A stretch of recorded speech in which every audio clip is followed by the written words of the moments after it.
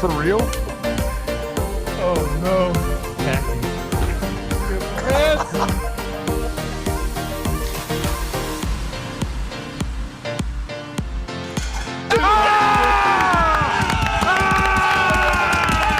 Let's go.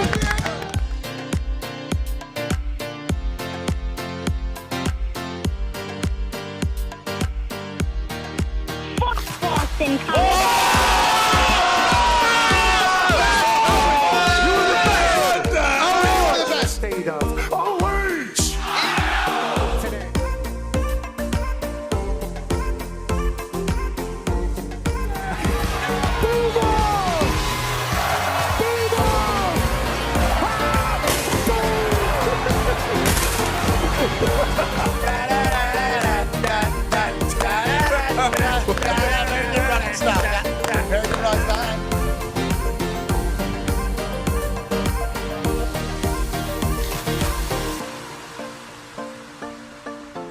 In Berkeley, California. You got it.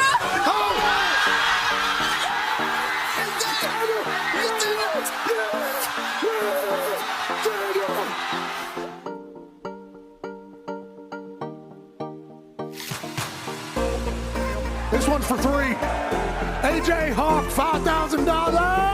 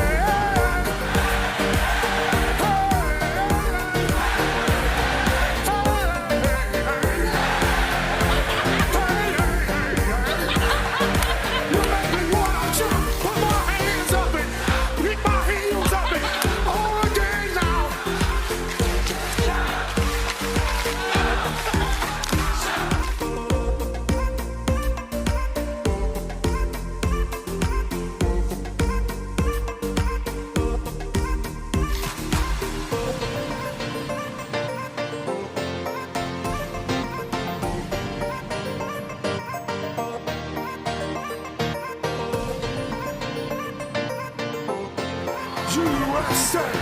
USA! USA!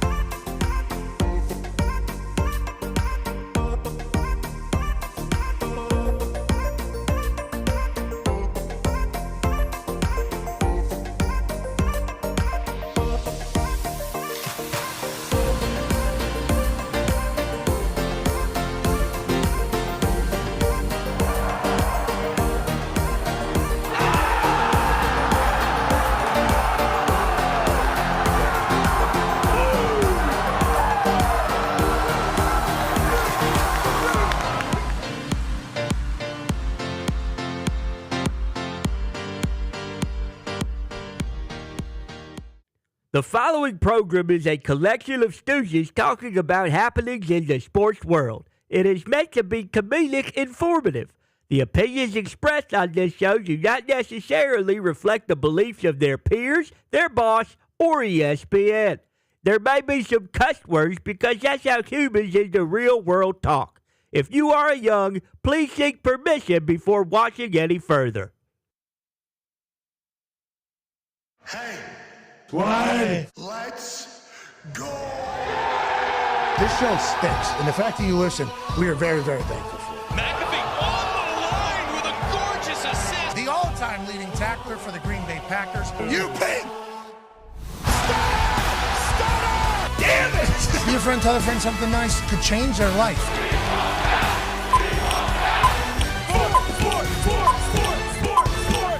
Hello, beautiful people, and welcome to our humble abode, the Thunderdome. on this The Great One Thursday, May 21st, 2026. This sports program begins now. Sport are the greatest, and obviously playoffs last night. Hello, Vegas Golden Knights, and welcome back to the Oklahoma City Thunder. The playoffs have been spectacular. So many different storylines. Like, for instance, is that ethical ball that's happening over there in Oklahoma City? Obviously, they're the reigning, defending, undisputed. Shout out to Paul Heyman, NBA champs, and they have the back-to-back MVP. One of the first times that that's happened in the history of ball, and people are watching the game saying, I don't like this. What do we got going on? They're saying that they sent in a goon to attack Wemby and Hartenstein. Well, I would say you don't understand Hartenstein ball. This is kind of what he does. And he's not just a goon. He has this raindrop, drop top touch that is capable. Hi. Up over Wemby, obviously. Feels like he potentially said to Coach Daggs, I'll be the one. And we got how many fouls? I could potentially do that. And in doing so, he kind of flustered Wemby, pissed off a lot of people, because not only do they now have a guy attacking the alien here, Hartenstein does this, by the way. He did it to the Pacers last year. He's a dog through and through, always will be. Feels like this is his style of hoops. He had one from the side as well where he shot that thing to the ceiling and dropped it down. He did it against the Pacers last year. But the flopping, okay, just can't do it. Can't do it, especially when the refs aren't calling it. Now, there was quite an advantage in free throws for the Oklahoma City Thunder over the San Antonio Spurs, because remember that one right there really pissed the people off. That was bad. Harrison Barnes just kind of standing there, we're out there. This is a close game. Every point matters in this particular thing, and the refs are calling it, and we're seeing bodies flop all over the place, and everybody thinks to themselves, Oklahoma City, you don't have to do that. You guys are talented enough. And they showcase that they are. Caruso makes buckets again. Hartenstein obviously doing his thing. SGA goes off, which we all probably expected with what was going to happen. And while he's hitting a massive shot to kind of seal the entire thing, he's telling one of his teammates, hey, shut up, to McCain, basically. Hey, listen, pal, I don't need you yelling in my backswing while I'm doing this. I'm the back-to-back MVP. Please. Calm down. Please, okay? You don't think back-to-back MVP, SGA, don't know that you're open right now? You think me, point guard, that has been awarded the best player in ball back-to-back years, don't know that you're open right now? I know that you're open, okay? And if you heard Chris Paul maybe yesterday and everybody else, basically the message that SGA has been getting seemingly from everybody around him is like, hey, need you to... Yeah. You got to start going. You're trying to find the open person because you're getting doubled. You're always going to get doubled. You need to take this game into your own hands. He started to do that. Now, he was on the floor a little bit. People don't love that. People talk about that a lot. But I think what people were kind of reminded of last night is that this Oklahoma City team can win games. This Oklahoma City team can cover. Okay? Yeah. They can. Caruso could have missed that.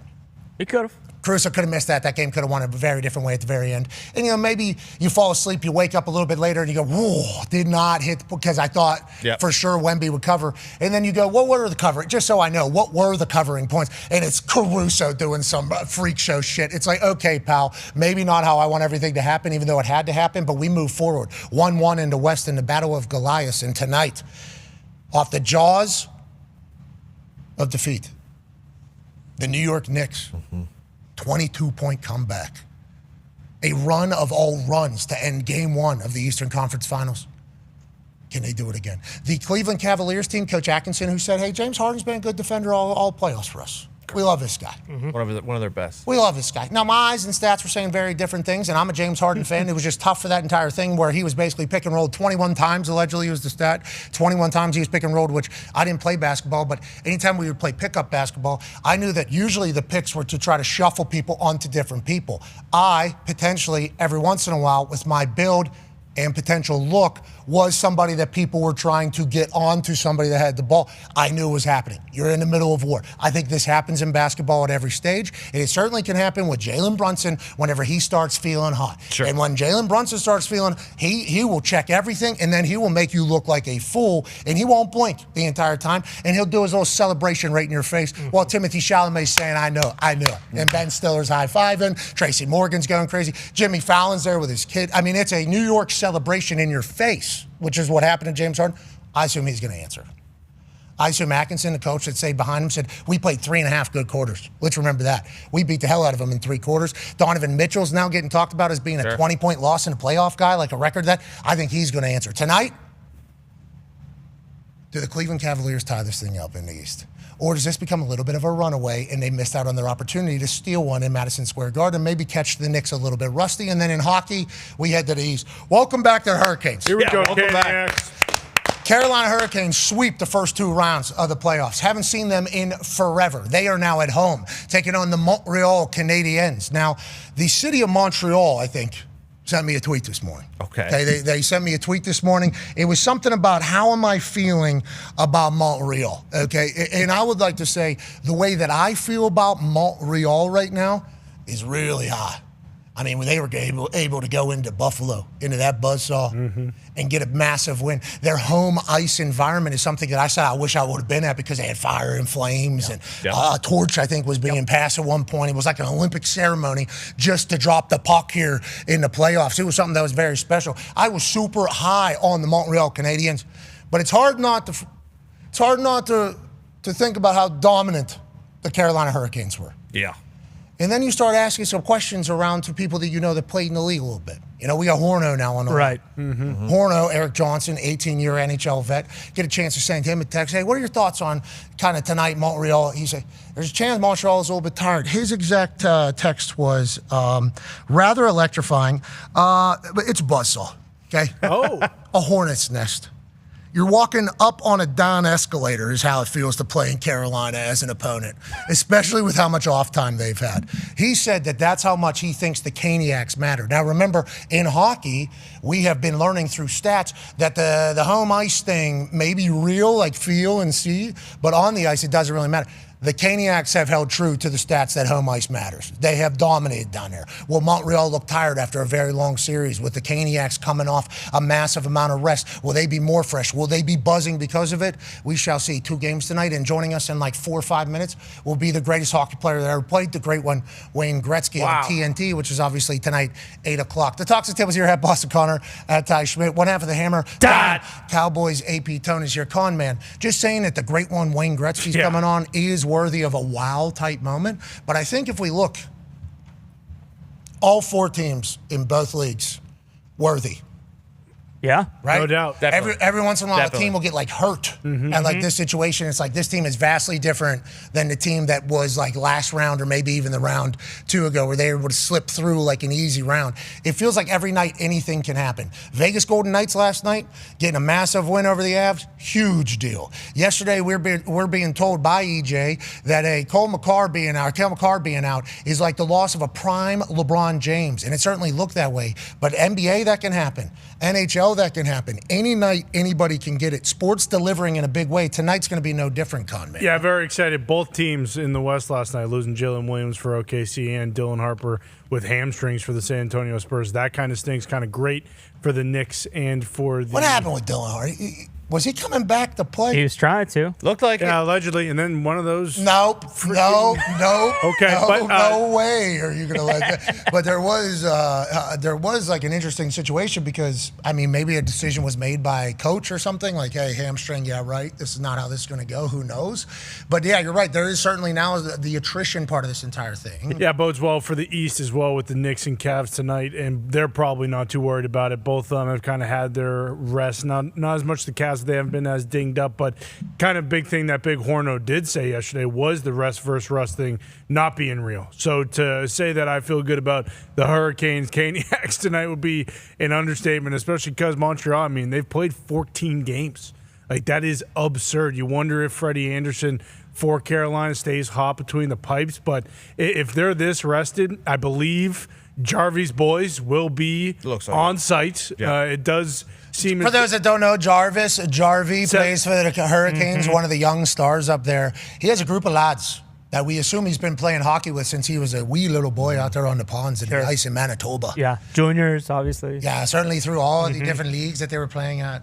They were a little peewee on the ponds, kind of doing their thing, and they all knew that he had a shot to make it. And they became a tight crew. They humbled him. They hardened him. They sharpened him. And they have followed him to Carolina, and they are certainly having a few. Oh, yeah. They are Great certainly time. having a few, a good time. And they're cranking on the crank up there. Big time. And the vibe, everybody that's talked about Carolina, Jack Hughes a couple days ago says Carolina's barn is the one. That is the one.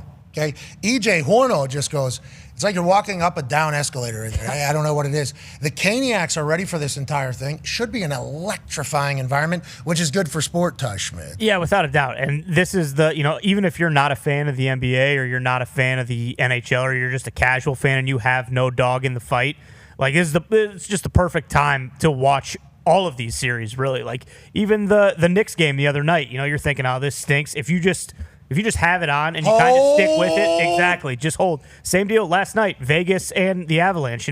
Vegas gets up 3-0, and it's kind of like, oh, here we go. And then the Avalanche scored 2. You just kind of got to hold on and trust that all of these games will deliver, and they have so far. Joining us now is a man who delivered on the ice for a long time. 20 years. All of the records. So, like, sports have records. Mm-hmm. And there's a lot of records, right? Especially with the amount of numbers that you can have for stuff. How many periods are in hockey? How many different, you can certainly get an apple or you can get a goal. Like there's so many different points or second assists. There's a lot of stats that you can have, okay, in hockey. The guy that's about to join us, that guy right there, incredibly handsome, by the way. Yeah. Watching the film, you would never think he looks this good right now. Mm-hmm. Okay, the film looks like it's from 17s. Yeah, it looks like George Washington skating. It did. It kind of does. With the advancements of technology and film and everything that it is, it's crazy that was the quality versus what it is now. But even with the poor quality, kind of the finger paint look, you know who he is. Oh, yeah. Okay, he's faster than you are. He's scoring all the goals. And he had all of the records whenever he retired from hockey. Still has a large majority of them. And now, obviously, a massive contributor and voice for the NHL on TNT. Ladies and gentlemen, the great one, Wayne Gretzky. Yay! How you doing, Wayne? Thank you. Hey, nice to be on the show. Great to be here. And I want to thank you guys for how great you've been for hockey. It's just wonderful to see. That feels good. Doesn't it? Yeah. Wayno, you're gonna experience this. I think you experienced this last time you were on when we were at TST, I think. Any compliment you say to us is a massive ordeal because it does feel like an entire league and a sport is talking to us through you. So thank you for that. Thank you for being such a great representative of sport and GOATs. I think everybody has such massive respect for you. And on that note, let's talk about the NHL right now and the league that you are obviously a massive pillar of building and growing. Yeah. Up and to the right, everything. Viewer crazy, and we're talking about some teams now. Obviously, Colorado has stars all over the place. Vegas has been here before, but whenever we were going into the playoffs, there's a lot of big names that weren't going to be in the playoffs and aren't in. Feels like the sport is thriving right now. Why do you think that is, Wayne? And do you think that's only going to continue? It's only going to get bigger. And let me say this. We have so many wonderful guys in the game of hockey. Not only are they great athletes and good players, they're good people, and they understand the responsibility of not only playing the game, but helping sell the sport. So I'm very proud to say I'm part of the National Hockey League. And listen, we're disappointed. We're devastated we didn't win gold medal in February in Italy. But in the United States, with the Americans winning, hockey's gone to another level. And let's say this, every time the U.S. wins, Mike Aruzzi only gets paid for another 4 years. Hey, we love whenever he gets hooked up. He was on our show. He was on our show. I'm telling you, he's the highest paid player ever who scored one goal in his life. It's a big one, no. It couldn't happen to a better guy, though. He's just a wonderful young man. So good for Mike. But no, hockey is growing. You're right. And it's fun to watch. Isn't it fun? Yes. And it's physical. It's hard. It's demanding, but my goodness, is it fun to watch. And these kids today, they're such great athletes. They're such good players. It's so much fun to watch. Yeah, I love hockey. I've been very lucky that I grew up in a hockey town, in that hockey town, we had a lot of great players. We had Le Magnifique, Mario Lemieux. And growing up, I thought him and Jaromir Jagr were obviously the standard of excellence. And then as I got older, I continued to watch Sidney Crosby do his thing. And I'm like, yep, there's the greatest of all time. Multiple times I've said other people are the greatest of all time. Then what's amazing is twice. Now, Pittsburgh Penguins used to have their training camp in Brantford, 1967 to 74. In those days, the teams would be in Southern Ontario. So I used to go to their camps once or twice a week. My dad would get me out of school so I could go watch the practices. So I have this sort of relationship with Pittsburgh. But isn't it amazing? Obviously, Mario is one of the greatest players who ever lived in the game and played the game, and he was so good for a game. He saved a franchise there. Yes. And then you think years later, this young kid from Nova Scotia comes along, and he does everything he's done. And it's hard enough to get one superstar in the city. But for this city of Pittsburgh to have not only two of the greatest players who ever played the game, but two wonderful young men who know what it means to be a Pittsburgh Penguin and what it means to play in the NHL. The city, I'm sure, is very proud of both of them. Yeah, absolutely. Very proud of both of them and very lucky to have both of them. I think I speak for Penguins fans everywhere whenever we say that, but I just was brainwashed into thinking, though, that they were the greatest of all time. And then I'd ask them, and that you hear them talk, and they're like, no, go look at the record books. Wayne Gretzky's the one. Now, on that note, Wayne-O, Sidney's getting asked now a lot of questions, especially as he's continuing this international play. And what a guy that just absolutely loves sport. His dad's over there at the International Ice Hockey Federation World Championship that is currently taking place right now. And Sid was asked about, how much longer maybe he wants to play. And he basically said he wants to play till the wheels fall off. Is that just indicative of the love of sport? Or how do you kind of feel like he views it here as a man who played 20 years in your sport as well?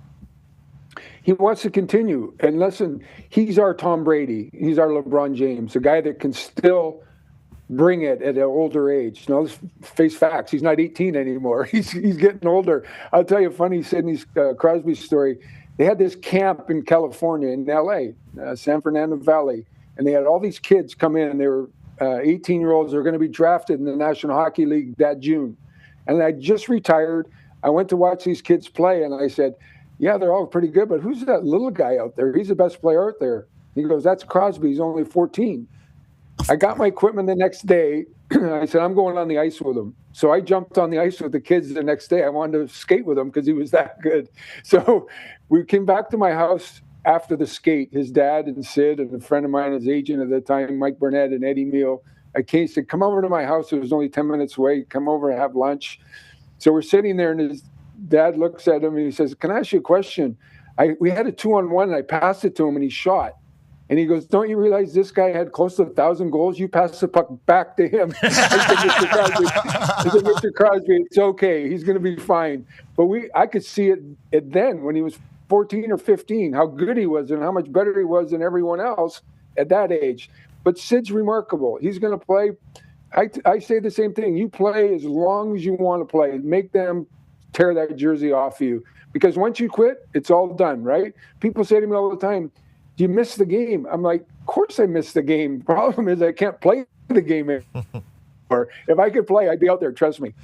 Yeah, by the way, I think there's some teams that would love to have Wayne Gretzky for maybe one of these best seven. You can give us one, right? You can give us one. We'll put you just in the third period or whatever. But everything you said there about Sidney, obviously Pittsburgh people have come to recognize, so humble, and the tear the jersey thing off, he really feels that way. He is committed fully to Pittsburgh, because there's been a lot of talk about him maybe moving. He's also a big time distributor. That's a big portion of his game. So whenever you talk about him being LeBron, it might go back to when he was 14 and his dad said, hey, when Wayne-O's on the ice, you pass the fucking puck in.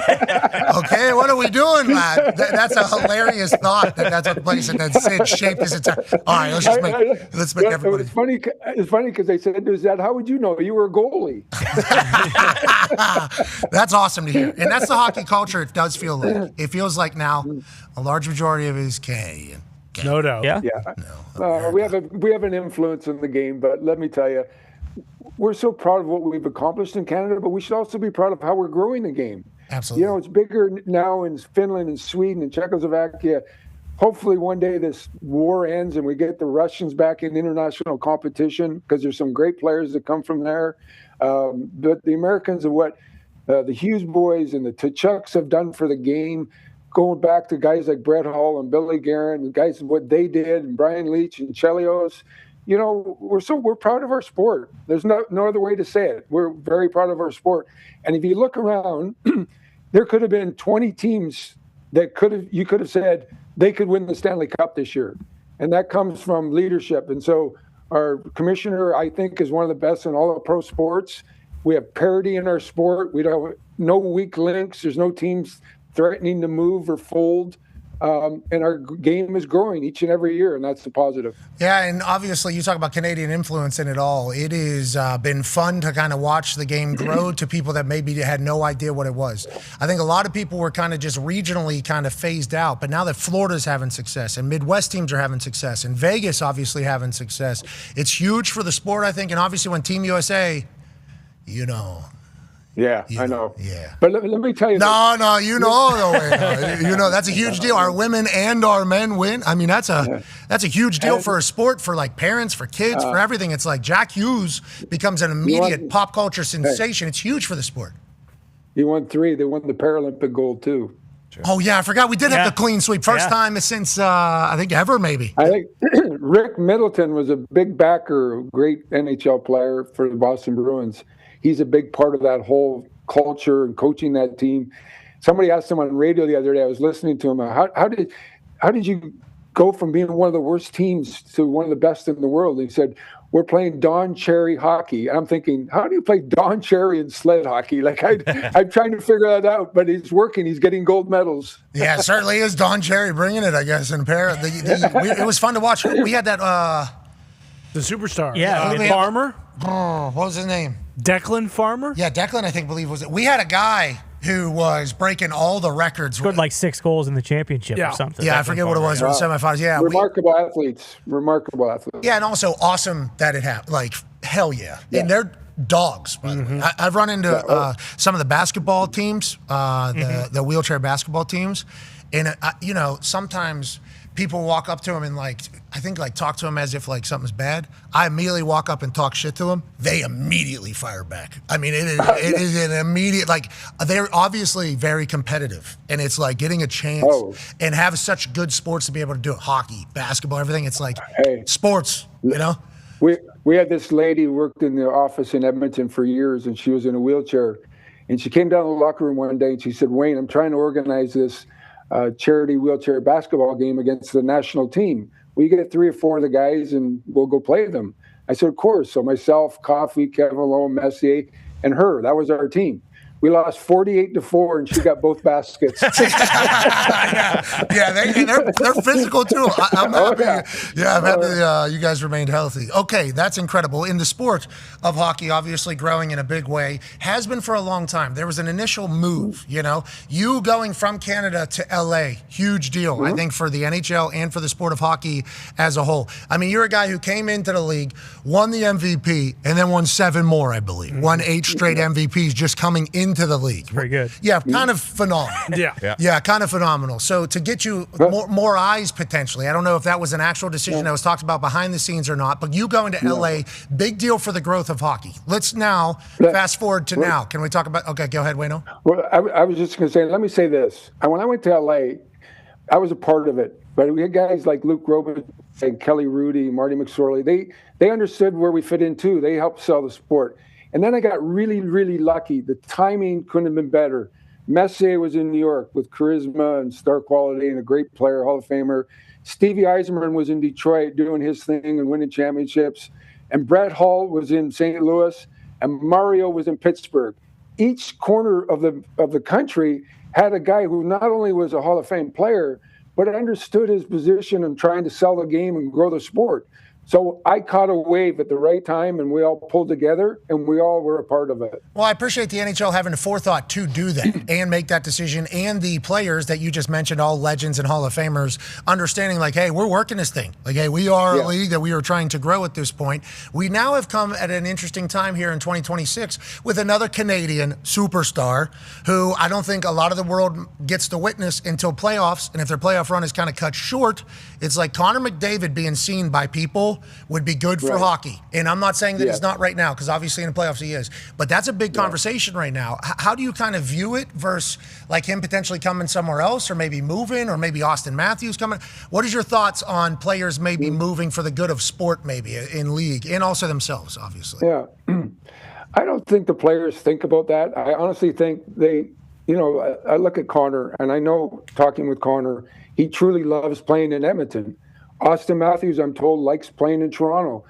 The world's such a small world today, right? Yes. You can see every game on TV. I don't think where you play now is a difference of selling the game or making the game bigger because the world is a smaller place.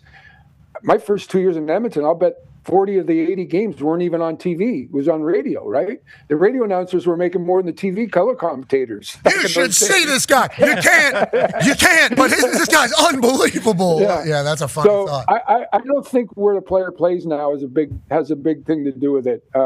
Now, when there's voting that goes on, not a lot of the East writers see guys that play in LA because of later games and guys in Vancouver and Edmonton. That could hurt a little bit as far as voting for awards go. But as far as selling the game, it doesn't matter what city you're in now. It's going to sell. All right. Well, tell Connor, if you talk to him, he needs to be coming to Pittsburgh. Or Boston. Whoa. Or Boston. Original six. I think that's a conversation you guys have with Connor yourselves. No, don't throw us in it. That's what we utilize. Yeah. I kind of like my statue in Edmonton. I don't want to see it burnt down. Wayno, don't say shit. Don't let us ruin anything in the Great One's life. Okay. Let's pivot to current series that are happening. Obviously, tonight, the Eastern Conference will drop puck for the finals for the first time, and the Caniacs are back playing after a long layoff. But last night felt like a gigantic surprise to a lot of people that the Vegas Golden Knights were able to get one. And not just get one, they looked dominant early. Now, Avalanche were able to come back. They were out with Makar. What is your thoughts on the Western Conference that happened last night, and how do you think these two teams kind of match up? Well, listen, I really liked Colorado all year. And one of the things I like about Colorado is they faced some adversity during the season, and they still finished first overall. I'm not sure if you remember it a few years ago in Boston set that record and were on fire all year long. And they had no adversity, and all of a sudden they lost Game 7 to the Panthers. So I like Colorado, the fact that they faced some adversity. I don't like the fact that Makar didn't play Game 1 because now is he going to play Game 2 or not? Like, taking him out of the lineup, and the great Eric Johnson told you guys, that's a big hole to fill. And Eric does such a great job in analyzing. I'm so happy for him. But you don't replace Cale Makar. It's just as simple as that. So am I surprised at Vegas? No, they're a veteran team. They play properly. They're unselfish. They play hard. And they're getting great goaltending from Carter Hart. Good for him. And so, no, Vegas, and I said this when they won the Stanley Cup, Jack Idle was a superstar in that playoff run, and he's been good for them and solid for them this year also. And so Vegas is going to be a tough out, but Colorado's good. Yeah, Colorado, very good. Some are talking about maybe, hey, we might talk about this team as being the most talented or the best of all time. Then they lose one to Minnesota, and it's like, whoa, Carolina didn't lose, which we will certainly get to in a second. It's 7 games. You know, that's the thing about playoffs. And Tom Brady and I were talking about this when we were watching the gold medal game in Italy. And of course, Tom said, you know, the Super Bowl and the gold medal game, anything could happen. The best team usually wins in a 4-7 series. Eventually, the cream rises to the top, right? Yeah. So if Colorado's as good as their record indicates, they'll be fine. But Vegas is going to be a tough battle. Yeah, Vegas is going to be a tough battle, especially with the new skipper. Go ahead, Ty. Yeah, Wayno, I think this happens in hockey maybe more so than other sports where a coaching change does happen, you know, maybe right before the playoffs like Vegas did. Right. Largely the same team, but what is it about Torts that has kind of gotten Vegas to play at another level? Because they do look like a much different team now that he is at the helm than they did before he was there. Yeah. First of all, let me say what he's done is miraculous. I mean, it really is. You go in with 8 or 9 games left in the season and you take over a team like that. It's an older team, a veteran team, and you got to go in there. And in hockey, you earn respect from the players. You don't buy it or they don't hand it to you. And he's earned the respect of his players. You can see that on the bench. I think he's really settled in and really enjoying coaching this hockey club.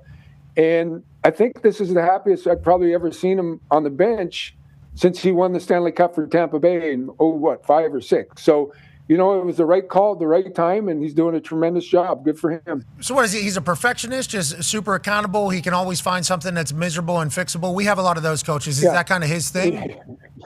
I think his thing was he was a big teacher to young players. And this is a veteran team, and I think he's taken a step back and said, you know what, I don't have to tell them how to do this or do that. And I'm just saying this and seeing it from the outside like you guys. I'm not on the inside by any means. But that's what it looks like, is that he's standing behind that bench, and whether they're up 1-0 or down 1-0, his players get the feeling from him that he's still extremely positive and that they're in a good spot. Good for the lads over there in baby. Vegas. They need it, man. I mean, every team needs it. And then let's pivot to tonight. There's a rest versus rust conversation, especially at one particular position. Go ahead, Tone. Yeah, definitely, Wayne. Let's talk about the rookie versus the vet in net tonight. Dobesh, the rookie from Montreal, who's been incredible, especially after a loss, and then Freddie Anderson, who's been in the league for 12-plus years. How do you think the rest versus rust at that position is going to be tonight? And then as a goal scorer for you, would you rather be facing a rookie or would you rather be facing a vet who maybe you know more and have like more tape on?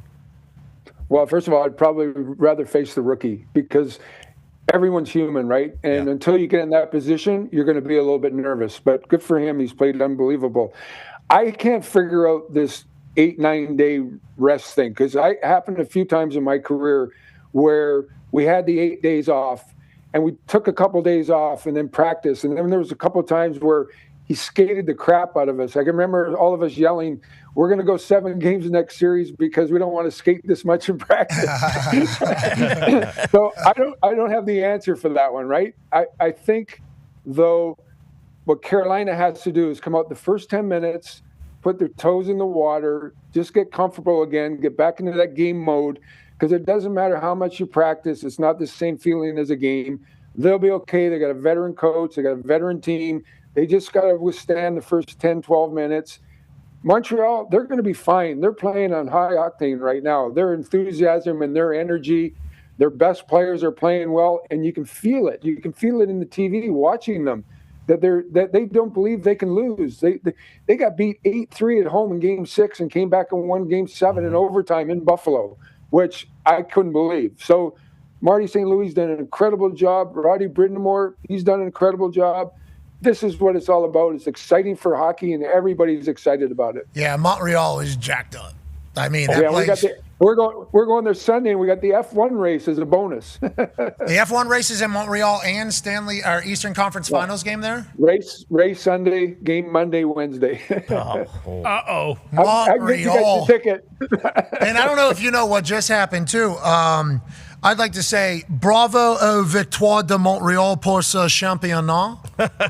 They just won the PWHL, I believe. The Montreal Walter Cup. Well, yeah, I believe The Walter Cup. Yeah. I asked my son, I said, did they name that trophy after my dad? He said, no, it's the guy who ran the league. I said, oh, okay. Okay, all right, so you got an answer for us.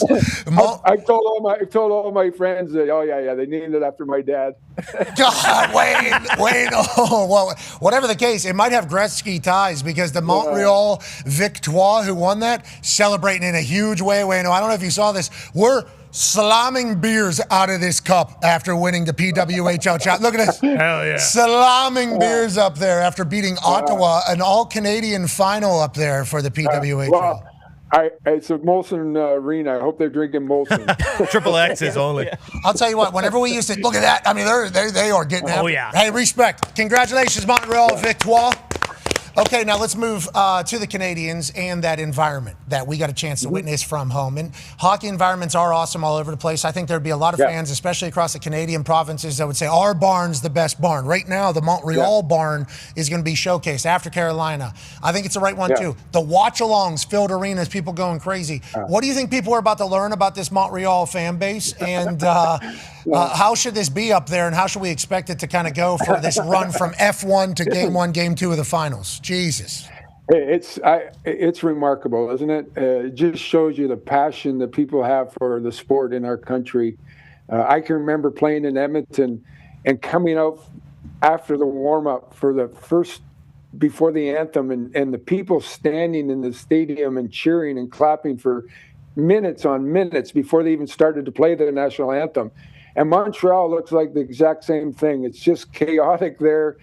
These people live, die, breathe, think hockey. It's a national pastime, obviously. And, you know, they're a storied franchise. They're up there with the Yankees and Montreal Canadiens. And they've waited a long time for this. I think the last time they won the Cup was in 1993. So these people are ecstatic and excited about it. I know I'm not going to go too far with Biz. We're just going to kind of sneak into the arena and sneak out. So that's all I know. Yeah, smart. I love what Biz has really built himself into in the hockey world. I see his ass in commercials. I see him in arenas. Oh, yeah. I see players. I mean, Biz is the right one for it all. You guys are great over there. Thank you. It's fun. We got a great group. I was saying to someone today, we've been together 4 years. I don't think we've ever had an argument. Liam is our quarterback. He directs the traffic. It's a fun group. It's a good group. There's no egos. We love the game. We try to promote the game, and it's just a lot of fun. You know why there's no egos, Wayne? I don't know. You check them at the door? No, because you're fucking there. Yeah, so that probably happens a lot with you if I had to guess. Yeah, that's like no egos in the room. That's like when I was with Peyton. When I was with Peyton, it's like everybody kind of drops their egos at the door whenever Peyton Manning walks in. All of a sudden, it's like, oh, okay, yeah, we're all kind of on the same level here, and that's doing this one right here. Yeah. So I think that's because of their captain, pal. Okay, and I think it's because of you. I think you've done a great job doing TV, and I also appreciate the fact that you give back to the game. A lot. I really do. Now, you are forced to pay attention to the game. I think you would probably do that anyways, but for TV you are. I assume there are some thoughts in that competitor brain of yours. Connor has a question for you. Yeah, Wayne, Pat mentioned it earlier on. Like, you having 61 records in the NHL when you retired is ridiculous, and just going through them is crazy. But when you watch the game today, I mean, yeah, look at this. All-time leader, points, goals, assists, basically every single thing that actually matters. Playoffs included, I think, in these ones. Yeah. So there's just 200-point game seasons. Four 200-point seasons. The only guy to have one is Wayne Gretzky. He did it 4 times.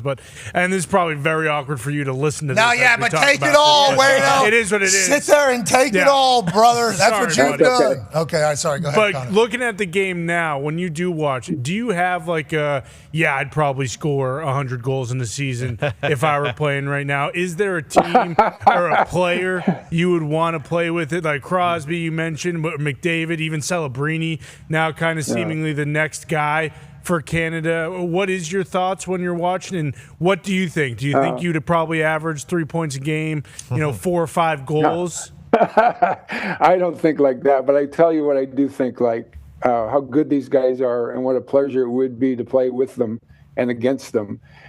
When I watch the game, I more look at the rules than I do the individual players. So, like, Mario was a big backer of, he got rid of hooking and holding in hockey. He basically said, we got to get this out of the game, and the commissioner agreed with him. We got hooking and holding out of the game. They took out the red line. I would have loved to have been able to play hockey without a red line. My goodness, how much fun that would have been. But the athletes are better today. So there's some things that I think I could benefit from. And then there's other things. Well, these guys are bigger, faster, stronger, way better than we were in the 80s and 90s. So, no, I just appreciate the game more than anything. And I love watching it. These kids are such great athletes. But it's like that in every sport, right? Athletes are just getting better each and every year, and it doesn't matter what sport it is. It's not just the athletes. I think the sports, the strategies, the techniques. You mentioned it. The rules are changing. The whole sport kind of changes. Like we look at. I was going to say, look at Tom Brady. I'm sure he would have loved to play in the era where you couldn't really run over the quarterback. Guys like Terry Bradshaw, Kenny Stabler, they got killed back there. But it's a different era, right? You can hit the quarterback, but there's a certain amount you can't. And I'm sure Tom would love to play in this game today if he was 22 years old. Hold on. Speaking of getting hit and everything like that, were you first goon guy? Were you first goon guy in NHL, or was there goon guy before you? What does that mean? I don't know what that means. You know what that means. I know. No, I don't. A protector? Yes. Sorry.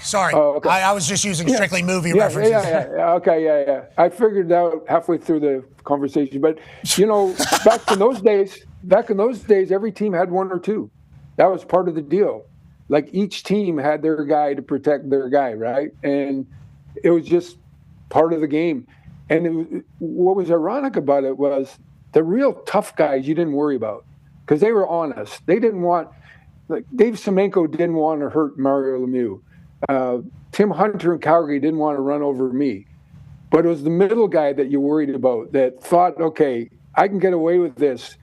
And that's why you had the tough guys, because you eliminated those guys from getting those extra shots in, right? Yeah. And so that's why every team had one or two protectors, and that's how that kind of all started. Yeah. Hey, Capo. Yeah, you ain't talking to him, but Okay, they talk to each other. You do not travel up there. They are that is a great thing. I think what they did with the game though after the lockout, I believe they changed some of the rules, kind of open it up a little bit, and then obviously they went a little bit aggressive on fighting to kind of change I think they tried to change what the pace of the game was.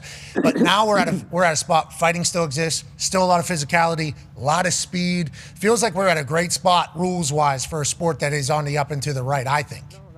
I think the rules are fine. It's a physical game. It's a hard-nosed game. The league and the Players Association did one great thing.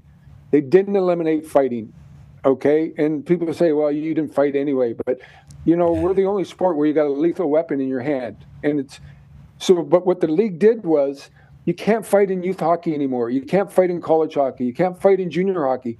So all these guys coming up now, they've never been in a fight. Oh my God! Whereas when we were pro hockey, all those guys grew up fighting at 15, 17, 18. So we've pretty much eliminated fighting. It's not in the game as much. Periodically it appears, but all in all, it's not in our sport anymore. Man, those young guys just happening to stroll into one of those games. Mm-hmm. Just you don't even know about this move. Boom. That's fun. If you can't even some of the experienced fighters in there, it's very obvious. I mean, the grab right to here for the left jab, just the constant jab, and then the overhand timing, and not scared to look like this either. Some people might be too much pride. They stand in. Yeah, and then boom, stand in. And then I was in LA the first year, and one of my friends who didn't know much about hockey, he said, "Is fighting real?" I said, well, if it wasn't, I'd be in more of them. You're the best. Wayno, good luck the rest of the way through the playoffs. Hey, thank you, guys. Thank you for all your support. Have a great day. Are you always wired? Headphones? No. Okay. I didn't know if you were always wired guy. Okay, you're the best. Ladies and gentlemen, Wayne Gretzky. Yeah, Wayno. That's like a thing. Yeah. Oh, yeah, it's definitely. Oh, yeah. Some wire. People do that. Would probably. Yeah. Wired guy. What a legend. Seriously. Just so humble. He's a goat. Like an actual goat. Oh, yeah. And he's just like so damn humble. Canadians. How about him saying, yeah, that whole show, everybody drops their ego at the door. We have a good time in there. It's like, yeah, Wayne. Everybody's dropping their ego at the door because you're the greatest to ever do this. And if you don't have an ego, you see nobody else can really be an asshole at all in this entire thing. What a legend, dude. I think he could still do it if he had to. No doubt about it. No doubt about it. I love the amount of respect that he showed to all the young guys, too. Kind of passing the baton as opposed to burying the next generation. Mm-hmm. Just kind of acknowledging, like, hey, these guys bigger, stronger, faster in the game. It's crazy. Yeah, I certainly love hockey, but this is a crazy game. This is just a different sport than basically what he was saying is kind of what happens to every sport. And some of the old legends hate it. Some of them yell at the cloud in the front yard. He has been very different the entire time through it all.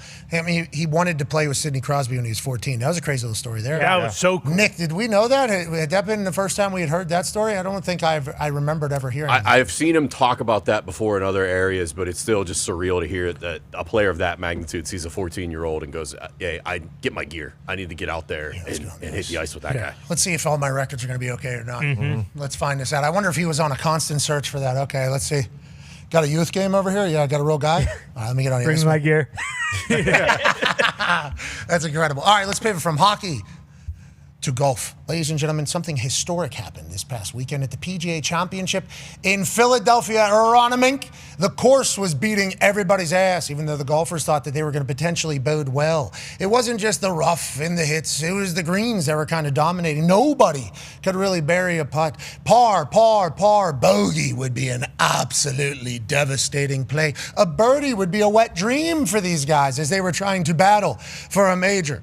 And as we watched Sunday kind of unfold with about 100 different golfers being available, it was clear that one man was seemingly up to the task to battle against a course to become a major champion. And that man had 2 gloves on. And that man is the first Englishman to win the PGA Championship in 107 years. From Wolverhampton, England, ladies and gentlemen, PGA Championship champion, Aaron Rai. No gloves. No gloves. Thank you for having me, guys. Okay, so it's not just all the time. I didn't know if we were getting the hands ready all the time. I appreciate seeing your hands, good-looking hands there. A lot of conversation about the gloves. Those hands are now obviously PGA Championship champion. Congratulations, Aaron. Yeah. Legit. Thank you very much, guys. Okay, so tell me about it a little bit. The course was beating everybody's ass. Felt like that was kind of the story of us watching the PGA Championship. Waking up Sunday, and now this was a little piece of information that we would learn later about you. I guess you've been in a phenomenal putter since forever. There's a Lee Westwood World Golf Putter Champion, 10-foot, 207 straight 10-foot putts or something as a child. Okay, putting is obviously the thing that everybody hopes they can do. If you make 2 or 3 10-foot putts in a row, you are pumped about yourself. You made 207 as a child, okay? So then on Sunday, whenever you bury that long putt, and the story is like nobody can make anything, are you always confident in the putter, literally since you're a child? Did you know that it would show up for you? It was just only a matter of time, and then you bury the 68.5 footer? Like, what was kind of your thoughts on the greens and how the course was playing throughout? Yeah, the course was really difficult. I think it played harder than everyone had expected because it wasn't long. The greens were very slopey, but generally all back to front, so not a huge amount of complexity compared to some modern courses. So it definitely caught everyone by surprise at just how hard that it played. With how thick the rough was, conditions were really cold the first 2 days. It was windy for most of the week and continued to get firmer over the weekend. But I think it was just really testing in every aspect. And regarding the putting, honestly speaking, I was probably a better putter as a child. Now I'm a little bit streaky. Sometimes I have some good weeks. Sometimes I have some very average weeks. Last week, fortunately, was a really good one. But I was probably a more consistent putter back then than I am even now. Okay, that's hilarious. So obviously golf has been a part of your life. We learned about the iron covers, I believe, that you're putting over top of it and the reasoning for it and your entire story. You're 31 years old. The gloves obviously were a gateway to a lot of people saying, well, this is different than what we have seen. I, as a punter in the NFL, who every time I went on the field had to catch a ball, I wore one glove like golfers usually do to help and assist in the catch, but I wanted to be able to feel the ball, okay? Whether I was holding or I was dropping it, I wanted to be able to feel it, and I maybe was too much of a head case to think that I could feel it through the gloves. I guess that's the big conversation, right, is whether or not you get a good feel. You feel as if both gloves is a better feel. How long have you been doing this, and is this what I need to do to start being a better golfer? So I started doing it probably since the age of 8 or 9 years old. And it was originally just to keep my hands warm in the cold winter months in the UK. And then by the time the following summer had rolled around, I went back to wearing one glove. But it just felt really strange. And the grip in my other hand wasn't as good. So then I just continued with 2 and stuck with it ever since. But I think when I think about it as well, obviously there's more grip wearing 2 gloves rather than one. The gloves are rain gloves, so they're a little bit thicker than the traditional leather gloves that most people wear in golf. But I think some of it probably shaped my swing over time. But because I have more grip on the club, there's definitely less rotation. So it feels like it's just a little more kind of stable and less handsy. I think that's the way I swing the club anyway, but I feel the gloves have definitely played a role in that. It's not something I tried to create, but I think it's something that has just happened a little bit over time. Interesting, because I get a little handsy out there sometimes. Oh, yeah. You know, I get a little handsy out there on that. I get ping, ping, you know? And then I kind of duff it. So maybe if I put 2 gloves on, maybe it'll be a natural reaction from the nerves in my hands to my brain and to my golf swing to just go ahead and stay pure in that thing. You know, glove sales for both hands in the golf community went up, Huge. I don't know, 45,000% because of you. You know that?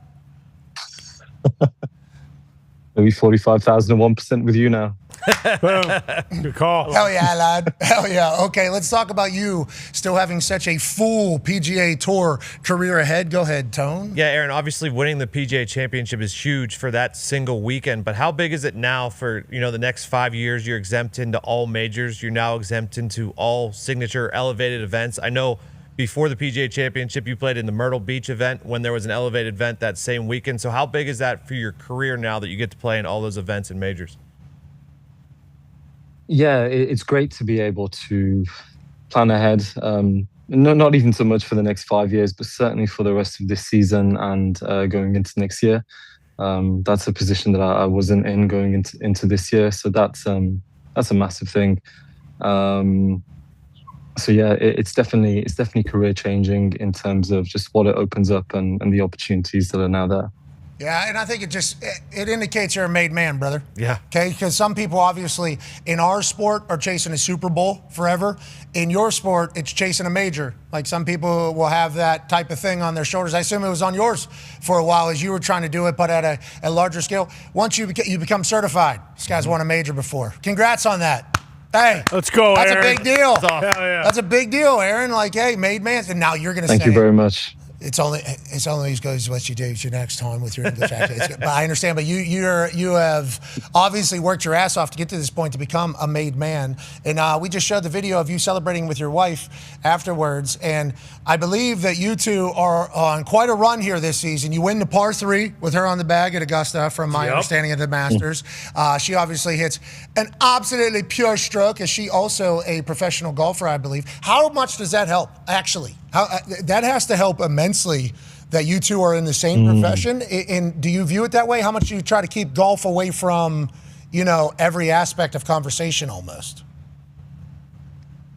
We do a really good job at that. She's been around the game a very long time, but I think she has probably a more balanced perspective on life than I do. I think I'm definitely more tilted towards golf. And I think that balance that she has and consistently reminds me of helps golf not dominate our lives, and it definitely doesn't dominate our conversations. So I think she's great in bringing that balance away from the course. But naturally, golf is a really big part of our lives. We're traveling nearly every week as a result of it. That she, again, can put that hat on extremely well when it comes to advice, when it comes to decisions. We practiced a lot together back in Jacksonville, which is where we live. So there's just a really nice blend of life and golf that that goes into our partnership. It's it's beautiful. I'm so lucky. Sometimes I still can't quite get my head around how lucky I am to have found a woman like her. Man, that was cute, man. Hey, that was awesome. That was awesome. Good for you guys. Actually, that is fantastic to hear. And I would like to see either one of you try to go through a swing change, and like there being a full, I assume, like, hey, you're doing a little different. Yeah, I've been trying to work on not a bad idea. Maybe I give that a go. Hey, I just buried a 68.5-foot putt. I think maybe we try this one out for a little bit for the good of the family. Massive respect to you guys. That's cool. Congrats to you. I can't wait to see it continue to grow. Go ahead, Con Man. Yeah, Aaron, I read somewhere that for celebration, I believe you kind of balled out, if you will, at Chipotle on Sunday night. Not sure if that is true. Have you had a chance to maybe fill the Wanamaker with beer? A couple pints down at the pub. Have you been able to kind of pass that around the family by chance? And how has there been a celebration, or is it just kind of, hey, we're on to the next one? The one on the Sunday evening, there were a lot of commitments that followed after finishing on the 18th. And we had a really nice dinner actually at the golf course, which was great, and a mini celebration there with some of the PGA guys, my wife, my caddy. We did make it to Chipotle on Monday, on the following day, so I really enjoyed that one.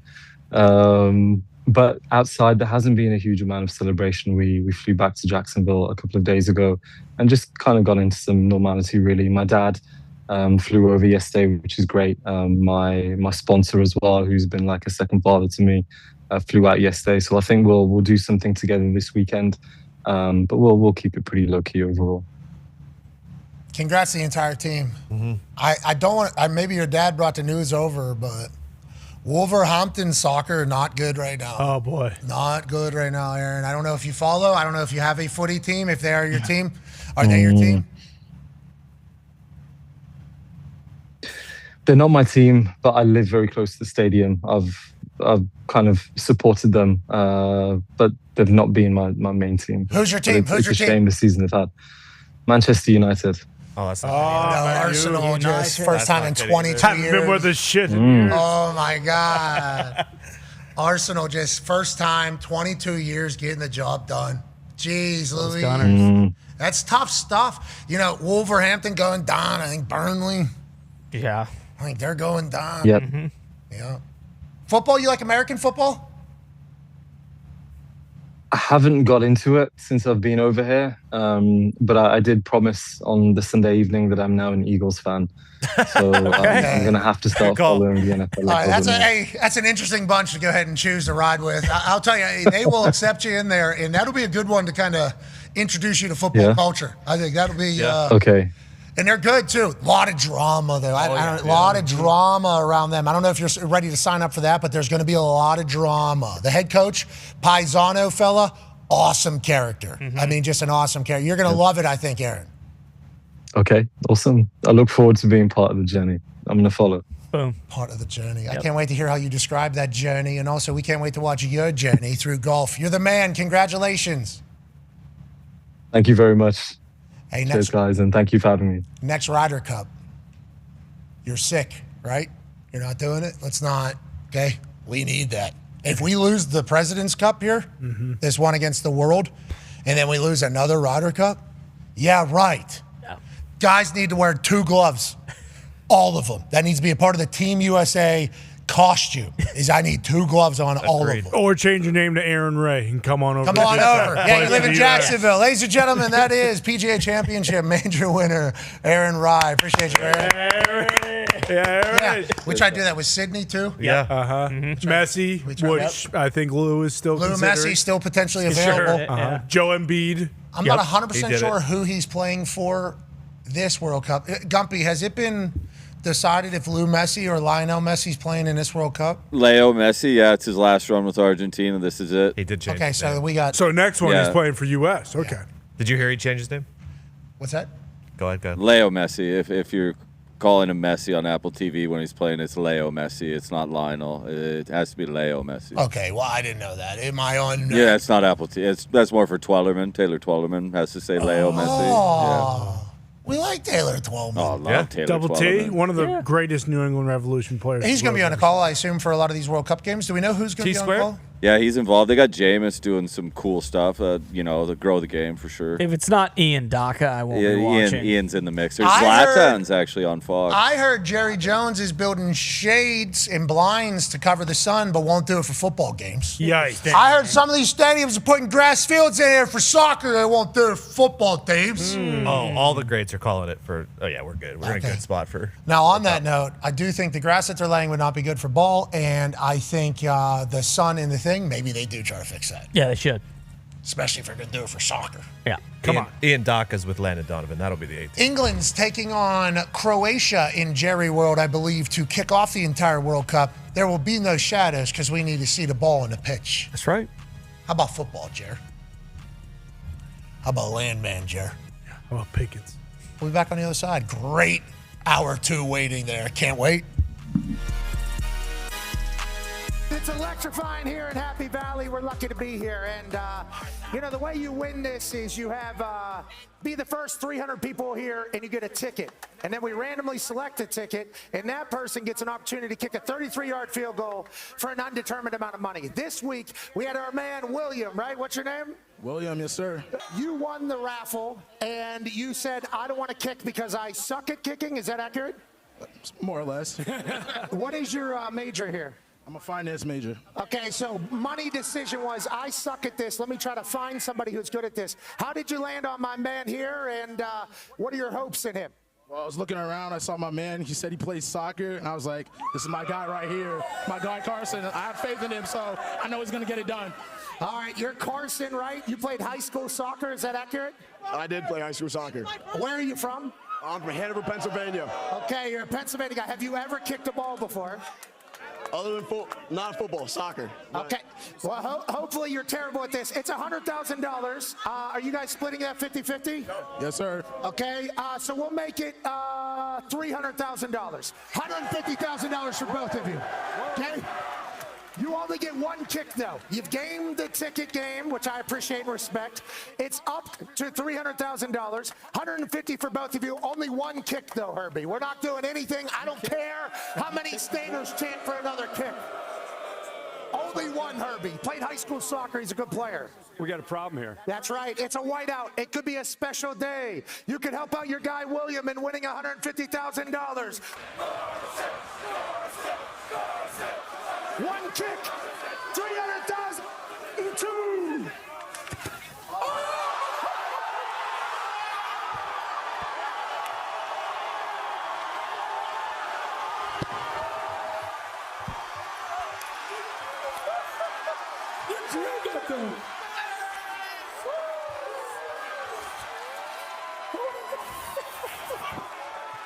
You're a good man. This minute. You're a good man. Carson, congratulations. You crushed that. William, way to go. It has been an expensive year out here at the field goal kick. Carson, I'm proud of you, buddy. 300,000, 150 to you, 150 to you. Good finance decisions were made. And the first top 6 whiteout has a magical vibe and an expensive one. We are.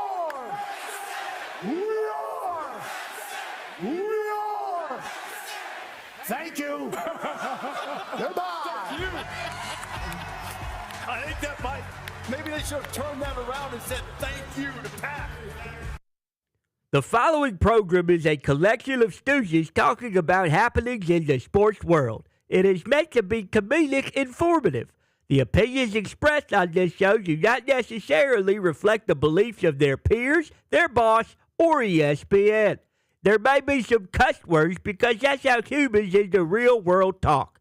If you are young, please seek permission before watching any further. Hey. Why? Let's go. This show stinks, and the fact that you listen, we are very, very thankful for. McAfee on the line with a gorgeous assist. The all-time leading tackler for the Green Bay Packers. You pig! Damn it! Be a friend, tell a friend something nice could change their life.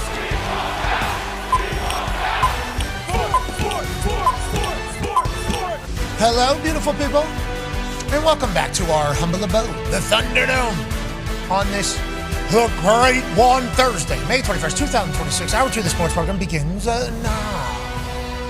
Sports are the absolute greatest. We're incredibly lucky that we get a chance to chat about them every single day because you watch this stupid-ass show that isn't just me. It's also the Talks the Table at Boston Connor and at Ty Schmidt. One half of the Hammer, Dahn. Cowboys AP Tone is here, and joining us live from Manatee, Ohio is a man who might be able to give us a little bit more clarity on what was said yesterday in Pittsburgh, Pennsylvania from Aaron Rodgers. This guy was a Super Bowl champion alongside Aaron Rodgers for the Green Bay Packers, where he's also the all-time leading tackler for that storied franchise.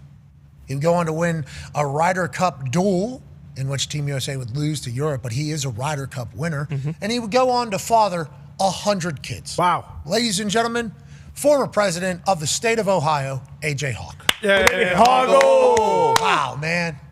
Got me jacked up there. So many accomplishments. Yep, what an intro. You're right. I did win my my match with Rob Riggle in the Ryder Cup, and our team fell short, unfortunately, to the Europeans. Yeah, so you're a Ryder Cup winner. Yeah. You know, you're not a champion. No. You are what you could have been, but you are a winner. You want to know about a champion, okay? You want to know about a superstar?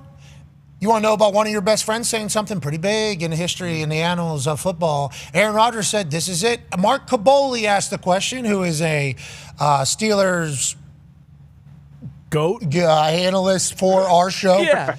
Correspondent, that's the word. That's what he's correspondent. We know that. He is GOAT, though, all these things that we talked about it.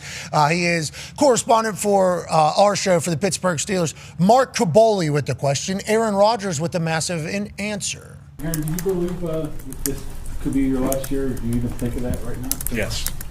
As in your last year? This is it, yeah. Let's go back to the beginning. Let's run Caboli back. Let's see. Just listen to the question and how it is asked, forcing Aaron to answer. This is good journalism. Aaron, do you believe this could be your last year? Do you even think of that right now? Yes. As in your last year? This is it, yeah. Go follow up. This is going to be your last year, huh? Caboli kind of in distant thought, wow, can't believe he gave me an answer there. He did, though. He said this is going to be it. Now, I don't think he is expecting a celebration tour around the NFL for his final season that does take a trip to Bonjour, ça va, Paris, France, which obviously Steelers fans are not exactly thrilled about. But if this is the last year, that means he believes there's a chance to go win this damn thing. There's no other reason to do this unless he thinks they have a chance to win. Defense, great, right? We assume defense is going to be great. Could be. On the offensive side of the ball, we got a lot of playmakers. If the offensive line isn't ass and Mike McCarthy's offense does hit, Mike McCarthy wins everywhere he goes. We're watching him coach things up, and you see the assistant coaches. These are all people that he's worked with in the past. It's like Mike McCarthy has a system. For whatever reason, it does win games. Okay. Mike Tomlin also as well, different system than the way Mike McCarthy has done it at Green Bay. Also at Dallas. The guy was winning 12 games a year. at Dallas. Okay, now granted, Dallas had a great roster, but then they get to the playoffs, it all shit the bed. Okay, now will that change with the Pittsburgh Steelers because they have a great defense? Will Mike McCarthy's offensive systems make them great? And Aaron Rodgers, who I think is probably still feeling good throwing the ball. I don't think I saw any drop other than he probably can't do the same thing, but he threw a deep 60-yard ball, I think, last year, 65. 69 yards, I think it was. Was it? I think it was the longest ball in the air. Yeah, longest travel football in the air. So I guess he has found himself. Who knows who he was talking with? It could have been a million stars. Could have been. And they could have hit him in the eyes, and he could have looked in the mirror and gone in a hole. Or any way he got to the answer that he got to, I think this bodes very well for how Steelers fans should view how the team is feeling about this. They are trying to run. There's a lot of experience on that team. There's a lot of winning on that team. There's a lot of history on that team. And it feels like Aaron's signing up to go on a run. And he was there day one of voluntary OTAs. So everything seems to be great. And the celebration, maybe the send-off year as a Pittsburgh Steeler getting 7. Tone Diggs, I can already see the zipper burn, pal, from here. Yeah, it'd be so awesome. It's very optimistic right now. All the coaches are saying right now all the right things. You know, the people that were super bummed that they hired Mike McCarthy, everything that he's done since then, he's won over. He's won over the city already. Some moves that he's made on the offensive line already, people are very, very pumped about. Bringing in everyone that they brought in during the draft, everyone's pumped about. So the optimism is very high. Bringing Aaron back, everyone knew that Aaron, as far as whether Aaron came back or not, he was the best option to win football games. Everyone was just upset that he didn't decide earlier, which very, very understandable. But as of right now, as of today, optimism is through the roof. You hear what people are calling you online? What's that? They're calling you wee Monsieur, and it's Nobody. It's not OUI. It's not OUI. It was wee like a penis. Wee. And Monsieur isn't even spelled right. So Tony Dijon.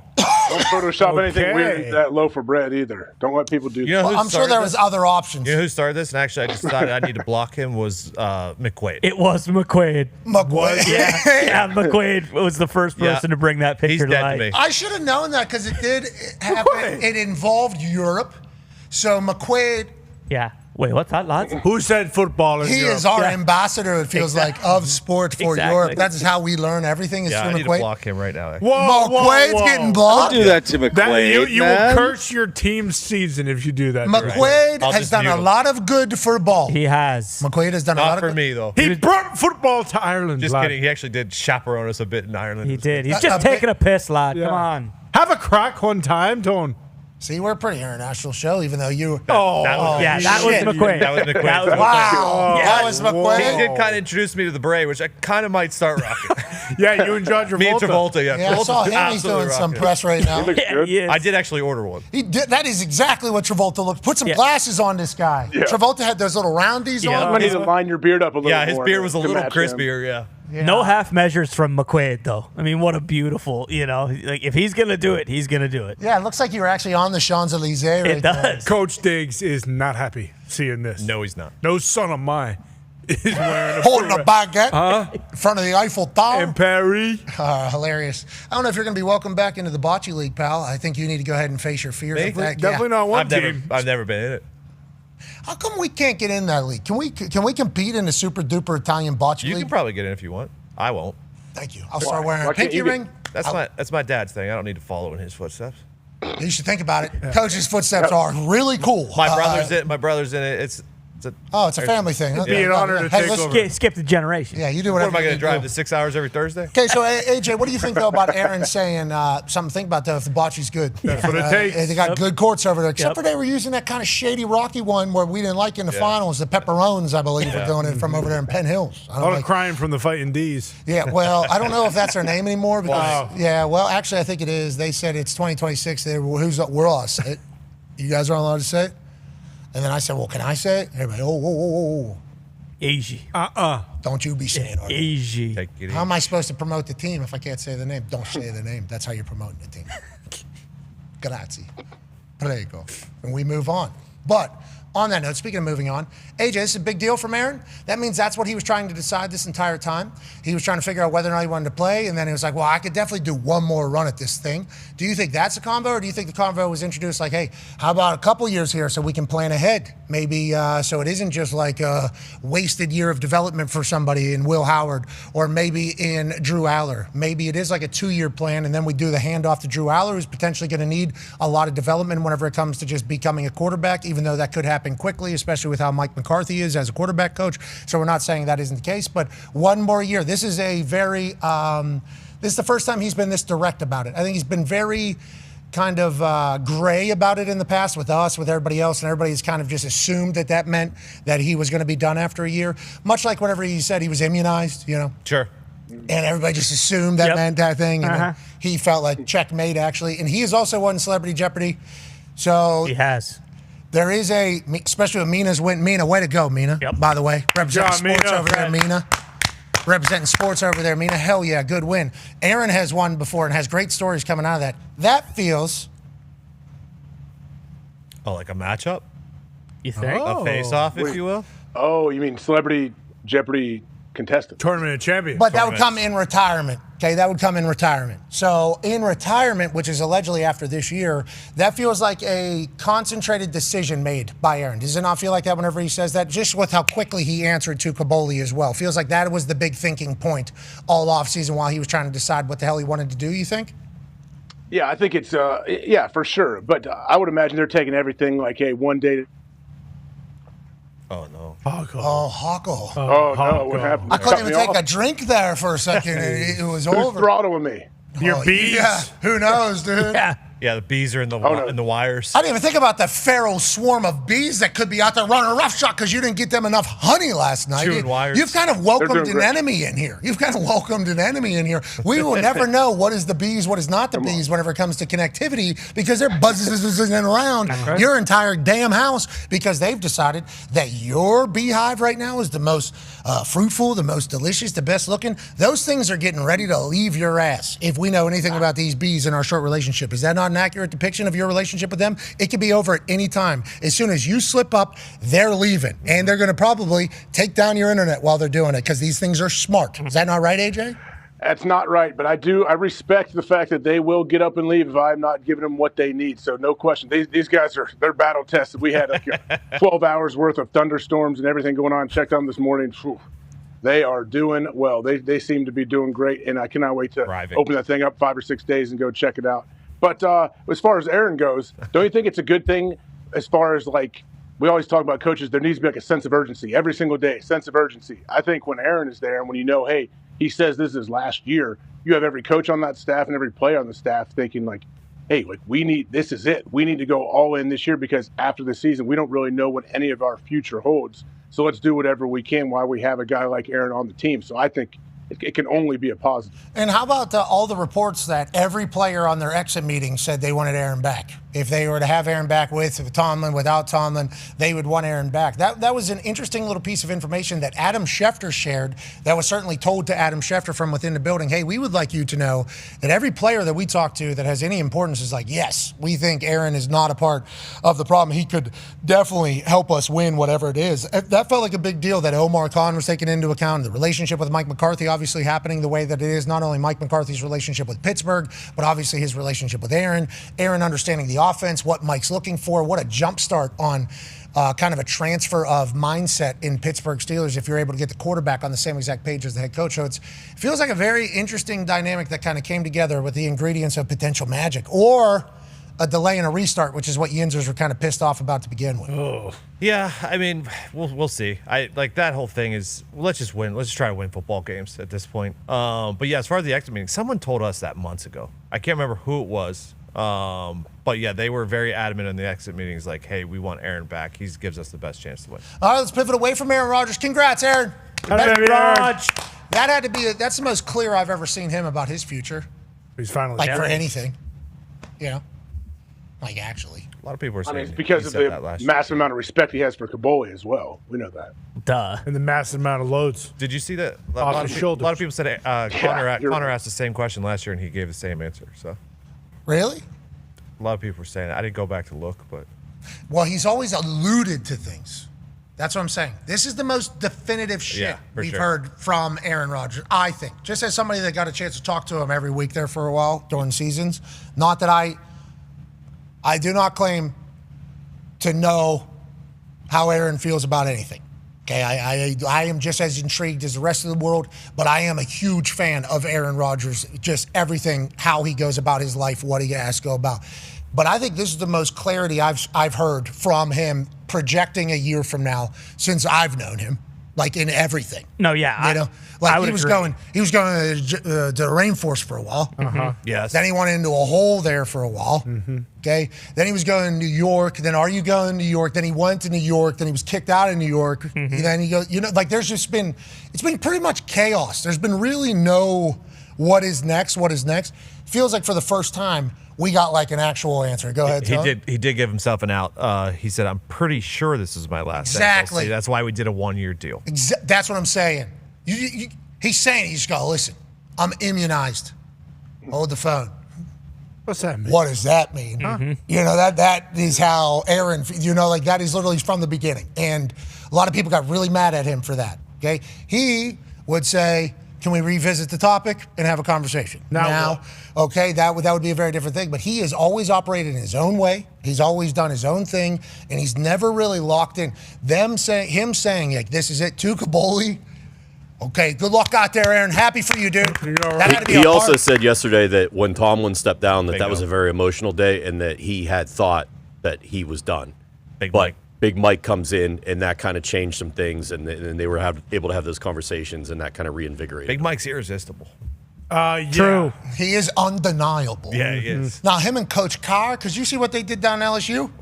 Lane Kiffin was like, bring back the mascot. Yes. Obviously, we got the Tiger. Bring back the living, breathing Go Tigers. Bring him back in. He could do something. Yeah, defensive recruiting. Great to have you back here. Go ahead. Yeah, so we'd love to have you around. Of course, if Mike McCarthy was to offer Bill Carr one of these types of positions. But Yinzer, the mass climax from the volcano would just right out from the point, right where there's three. It would become a lake. It'd become a lake right there. It would no longer be a point. Big geyser. It would be a big lake as everything. The Cayman Science Center, sorry, I think they'd end up being a part of the explosion there. Good luck to the Steelers fans. They're on quite a ride right now.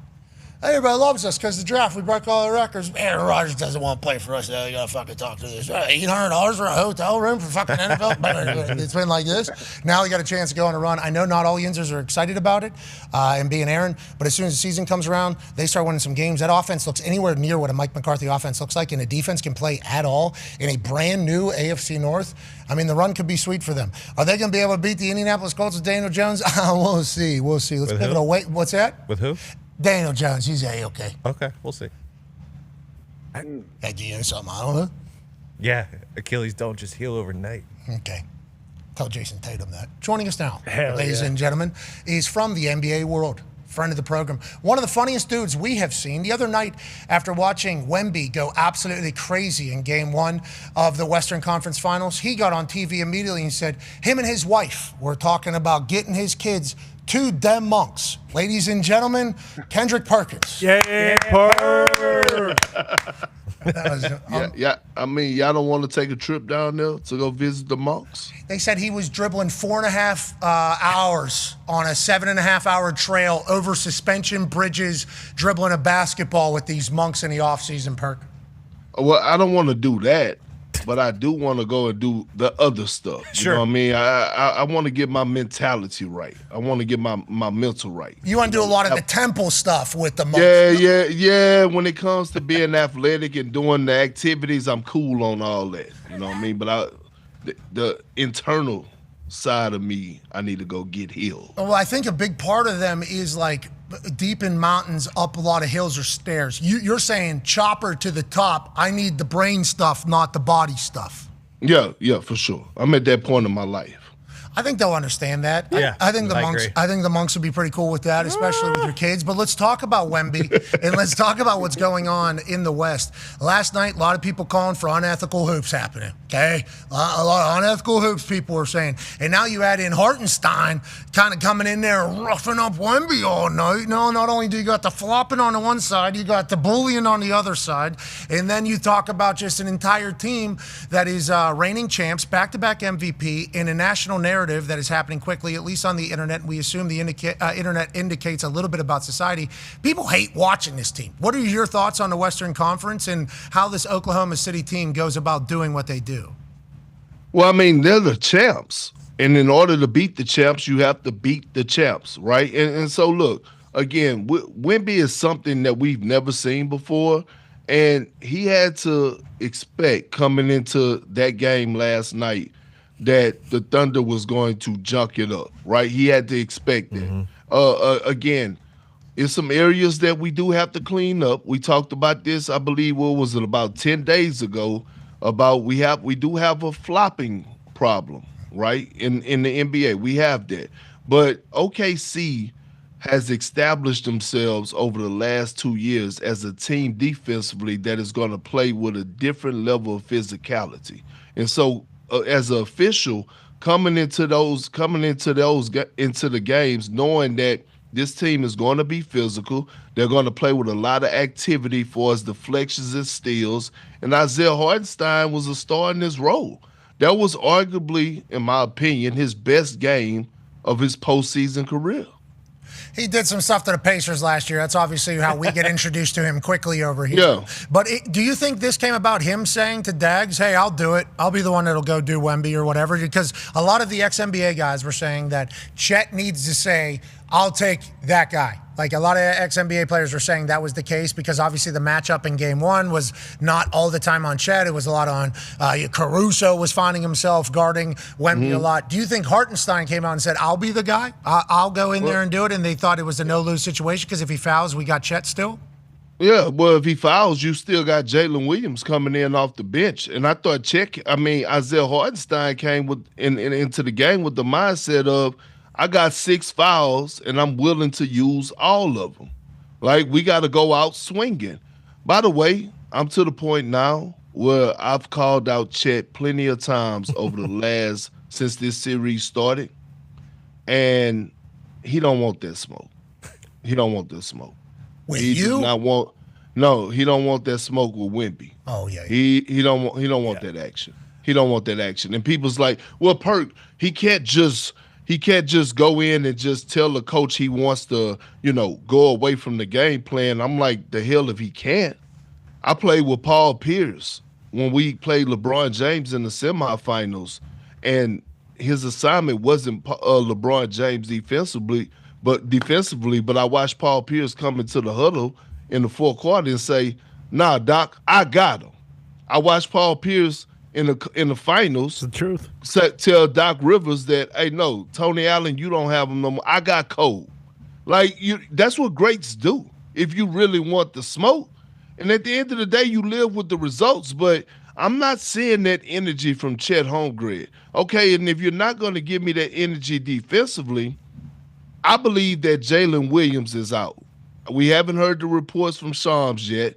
But when you think about him hurting his hamstring again, I believe that he's going to be out. Okay, now we're looking at who's the second best player offensively for the Oklahoma City Thunder. Caruso. Yep. Now, I will say Caruso been balling. By the way, and I'm going to get to him in a second. Chet was an all-star this year. Okay. Chet has to raise his level of play offensively. Right now, he's somewhat displaying of what Jalen Duren was doing in the playoffs for the Detroit Pistons. 13 points, that ain't gonna cut the mustard. But now, let me say this real quick. Alex Caruso, the way that he's playing right now, he's entering the conversation of top 5 greatest role players to ever play the game of basketball. Wow. Real talk. Okay. All right, so have you done the other 4 already? Do you have a top 5? Well, I know Robert Horry is number 1. Big shot, Bob. Robert Horry is number 1. I'm going to tell you that. And you got guys like Derek Fisher, who I believe has, 5 championships. Ray Allen? Ray Allen not a role player, Pat. He's not a role With player. LeBron, he was. Luka Garza. But he was just 3 points. I mean, he was. Manu Ginobili. But Ray was the guy. But you're saying he's one of the stars of the team. So role play, not star of team, even though have specific role. Okay, so just can you describe role player to me from a basketball sport? Because I see Ray sitting there like this, and I see it falling in, and I'm like, "Oh, fucker, that role nailed it." Like role players never have a chance to like make all-star games, right? Role players are guys that come in and that are pieces to the puzzle for as helping you win the championship. But it's like all of a sudden when I wouldn't go that far. I wouldn't go that far. I definitely wouldn't go that far. I would think like along the lines of, for example, you would watch a guy like Derek Fisher in the regular season, and he would look like one of the worst point guards in the league. And then all of a sudden, when the playoffs come, he would look like a top 5 point guard in the league. Like his points per game would go from like 8 points to 16 points. And that's what I'm saying. Like Alex Caruso is a guy that you don't hear from him in the regular season too much. He cruising. He's still being a star defensive stopper, a high motor guy. And then all of a sudden, he hit this switch. And yes, we've been seeing him average 24 points in these first 2 games in this Western Conference. But I always go back to last year, semifinals, Game 7 against Jokic. And it wasn't Wemby. It wasn't Isaiah Hardenstein. It was Alex Caruso that was guarding Jokic, that was forcing him to turn over the ball, that was getting defensive stops. This man, hey, look, he's one championship away of cracking that top 5. Okay, so we got Robert Horry, Derek Fisher. Yep. Battier. Y'all can name the other 2. Mike Miller. Battier. Yeah, I like Mike Miller. You know what? We might could put Udonis Haslem in there. Yes. You did. Yeah, you did. Yeah. What about Bruce Bowen? Bill Wennington. I'm not. Bill who? Luke Longley. Bill Wennington, what are you talking about? The You know Bulls Bill great. Wennington. Gee. Kirk Heinrich. We're not going to Luke Longley. What? No, you got to have championships. Bill Wennington's got 5 of them. No. We might have to like. Coach? I would put Steve Kerr in there. Yeah. Big Baby before Davis. I put Bill. How about Danny Green? I like that. Yeah, great one. I like that. I definitely Danny thought Green. of that. I definitely thought of that. Not Bruce right there, just saying, hey, Danny Green would be a winner. Also, ESPN guy. Awesome. Hey, Pat. Choms. That was great. That was great right there. Yeah, we're just trying to hoops out here. You know? I like that. I like that. We're just trying to do the hoops. Okay, let's pivot to the hoops. You know, there's a lot of people you've been kind of taking shots at, okay, over this playoff run. And people you've been me? Yeah, well, and complimenting. You know, there hasn't been a lot of conversation about your compliments. There's certainly a lot of conversation about the things that you say negatively about somebody that potentially becomes motivation for them to show up in a massive way. You said you were wondering if James Harden's heart was pumping blood or Kool-Aid. Yeah, that's what you said. In that next game, he came out, I think he had 30-some. He went crazy. He looked like James Harden. It was an entire thing. And then there was a what chatter type conversation. It's very loud about James Harden, seemingly every single night that the Cleveland Cavaliers play. How do we feel about what's going to take place in Game 2 here? A 22-point kind of collapse is obviously heartbreaking. Do we think that Cleveland has a shot? What are your thoughts about how this kind of works out? Well, for far as James Harden, he's been horrible over the last 3 games. He was horrible in Game 6 of last series. He was horrible in Game 7 of last series. And he was horrible in Game 1. And here we are again. Different series, same story. Game 1, more turnovers than made field goals. Okay, so he's not giving you nothing offensively. And then outside of that, Big Brodie Brunson was tearing his ass up. 7 for 8 in the fourth quarter in overtime when James Harden was defending him. And on top of that, Mike Brown comes out and says, it's no secret. We're searching out James Harden. And then Kenny Atkinson has the audacity and looks into the camera and tells a bold-faced lie and says, oh, yeah, James Harden has been one of our best defenders. And I'm saying, what? Do you understand that this is a national televised game? Do you understand that we could see this with our own 2 eyes? He's in Madison Square Garden on the biggest stage. And I'm going to tell you this. Kenny Atkinson really needs to be careful on how much he protects James Harden. Because at this point, he's protecting James Harden more so than he is actually coaching, because you got to do what's best for the team. At this point in the postseason, it's about facts over feelings.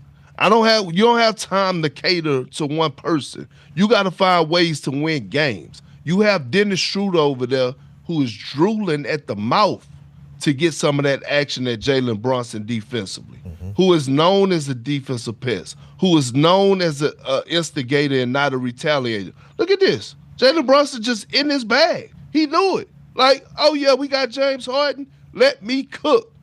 21 times, allegedly, they were in a pick and roll to get James Harden isolated there. And then every single time, obviously, it would go on to become one of the most historic comebacks in playoff histories, especially at Madison Square Garden as the place comes completely alive. And the Coach Atkinson thing, I'm happy you brought that up because we had some questions as well. And then we just assumed that he was gassing up James Harden, like he was letting them know. And then now the messaging seemingly coming out from the Cavaliers is, hey, it was 3.5 good quarters. Hey, 3 quarters of great basketball. We crushed them. That's what they're kind of – is he a super positive guy? Is he like, hey, this will keep James Harden engaged if I continue to publicly, kind of get his back because Kendrick Perkins is on air saying this guy's got Kool-Aid pumping through his heart and he can't do it. Do you think he's maybe going to bat for his guy? And is that how James Harden responds best? Like, what are your kind of thoughts of his strategy here, seemingly, which it certainly is because we all saw the same thing? Or is he playing the politics game? Oh. Which one is it? Which one is it? What do you mean by is that? Is it because they verbally agreed that they're going to give James Harden a contract extension? Is it coming from the top or is it coming from Kenny Atkinson? If it's about winning basketball, then at some point, do you know how many times? By the way, Kenny Atkinson went home with a whole lot of timeouts in that game that he could have called to stop the bleeding. Kenny Atkinson also could have called a whole lot of timeouts to substitute defense for offense. Did Kenny Atkinson do that? Absolutely not. He continued to let the Knicks do whatever they wanted to do, get isolation, made no type of adjustments. Donovan Mitchell, I believe, shot the ball maybe twice, if I'm correct, or didn't take a shot after the 8-minute mark, like 8 minutes and 32 seconds left in the game. I don't believe he took a shot. That he didn't take a shot. He's got an array of ways to score, too. There we go. We go. Yeah, here it is. What is it? Miss. Yeah, but he didn't have the ball in his hands enough. Donovan Mitchell is still the number one option. And passed it. Is he? Is he not? Well, in our eyes, is he also from the area? I mean, and now they're showing stats about Donovan Mitchell that not good, Perk. What you mean? This one right here. I don't even want to read it because if people can hear, I don't think they should be able to hear it. But if they're at an airport or a cafe, they can certainly see it. That's a terrible stat. That is a terrible stat. Nobody wants that stat, especially in the big-time games, especially a guy who is in a city, obviously, that's all LeBron James, who is still playing, be able to do what he was able to do there. That is kind of the weight that Spida has as a Cleveland Cavalier. They're talking about this first time in his career he's gotten this far. This first time this. Boston, Indiana, heartbreak. Cleveland Cavaliers fans still showing up expecting greatness. Now he's here, and that happens for game one?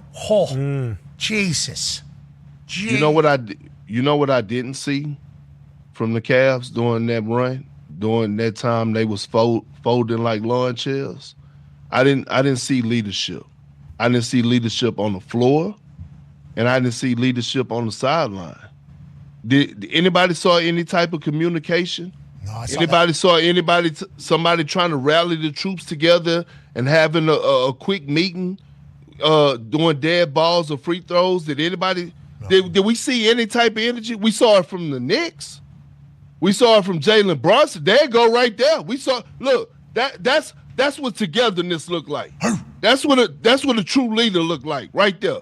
Not just going out there and busting their behinds on the floor, but look at that. Yeah, I'm pouring it to my guys. Coach, you don't even have to say nothing. I got this. Now, speaking of Coach saying something, seems like he's got championship pedigree as well. He was trying to get the timeout, actually, at the very end. Mm-hmm. He was on top of it through and through. He's been there, done that. AJ has a question about the other side of Coach. Yeah, Perk, what do you think? Coach Mike Brown, obviously, he's jumping up. I believe he popped a calf. He's worried he may have almost torn his Achilles. Oh, no. Is that going to have any kind of impact here moving forward in game 2? And also, second part of that,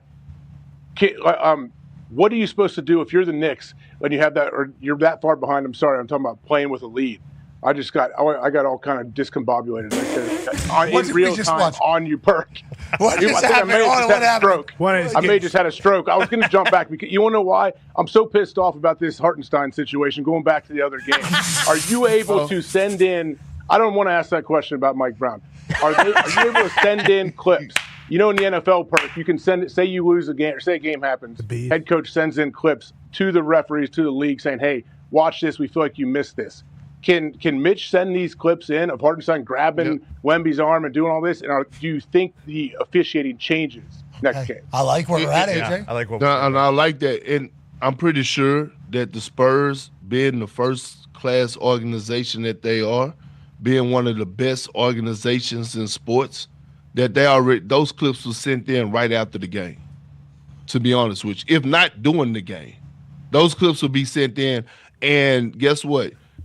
Isaiah Hardenstein, sorry to tell you, brother, but you're not going to be able to get away with that in game 3. Yeah, you think there's going to be an adjustment done? You think there's going to be an adjustment? I wouldn't say an adjustment, but, I mean, listen, they're going to – the officials are going to come into the game, and they're going to watch that matchup. They're going to keep a close eye on that matchup. They're going to allow them to be physical, but I guarantee you they're going to set the tone early if any of this – happens throughout the course of the game. Yeah, at the start of the game. The officiating, the officiating is always a combo with Oklahoma City. Mm-hmm. Is that always how it's going to be with the top teams? Is that always going to be the case?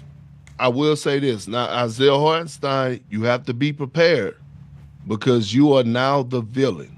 Going into San Antonio, you need to be prepared to get booed. But I'm not mad at him. I was a guy that actually did this.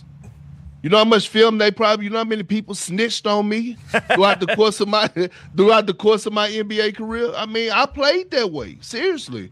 I mean, you got to junk the game up, but he won't be able to get away with that in game 3. I love that we got Wemby battling through. We're watching him battle through things in real time. All right, now you got a goon on you, strictly just physical out here. Is one thing, though. Don't you think one thing is being physical, pushing around, not let him get towards the hoop, but hooking the arm and almost dislocating the elbow? That's what I feel like. I can't believe that wasn't called more. Yeah, well, go ahead, Perk. Yeah, but AJ, you know, like when you're a big man, I look at it like offensive lineman and defensive lineman.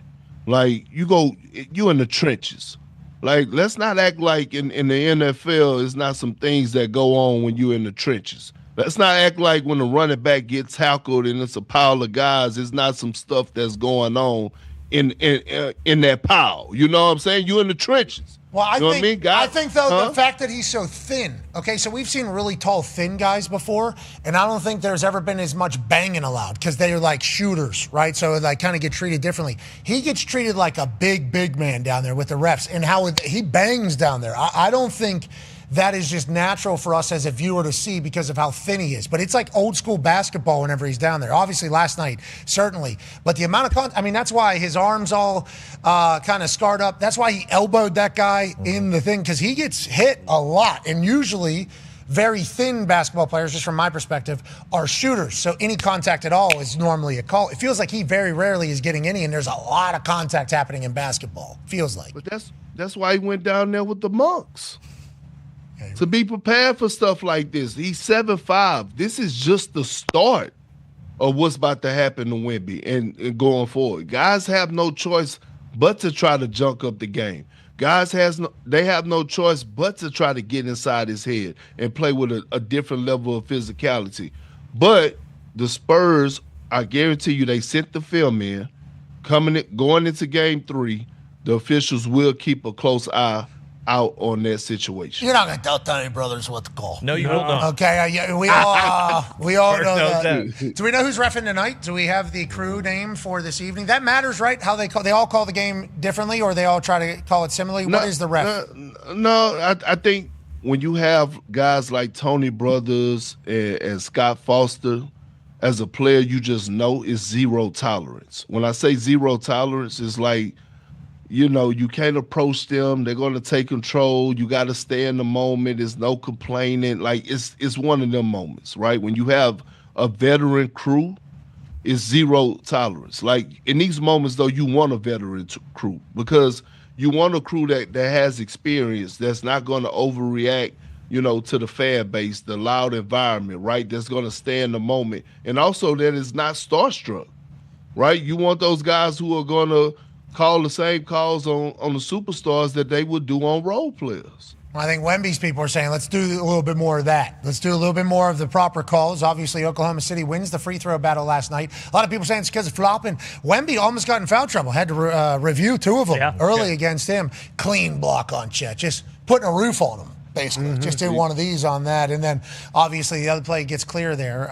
Special time for basketball, feels like. And are we at the end of an era? So many different thoughts about what's happening with LeBron James. Go ahead, Con Man. Yeah, Perk, it's kind of circulating that LeBron could, if he were to leave L.A., take a vet min or some sort of $15 million 1-year deal, 2-year deal, and go somewhere else. And a lot of people have kind of thought, hey, LeBron, if he does leave, could go to a Cleveland, kind of go back home, help them get over the hump. What do you think about LeBron? I know that you feel pretty bullish about him possibly joining the Clippers, so maybe we see him over there, or do you think he's just going to end up going back to the Lakers?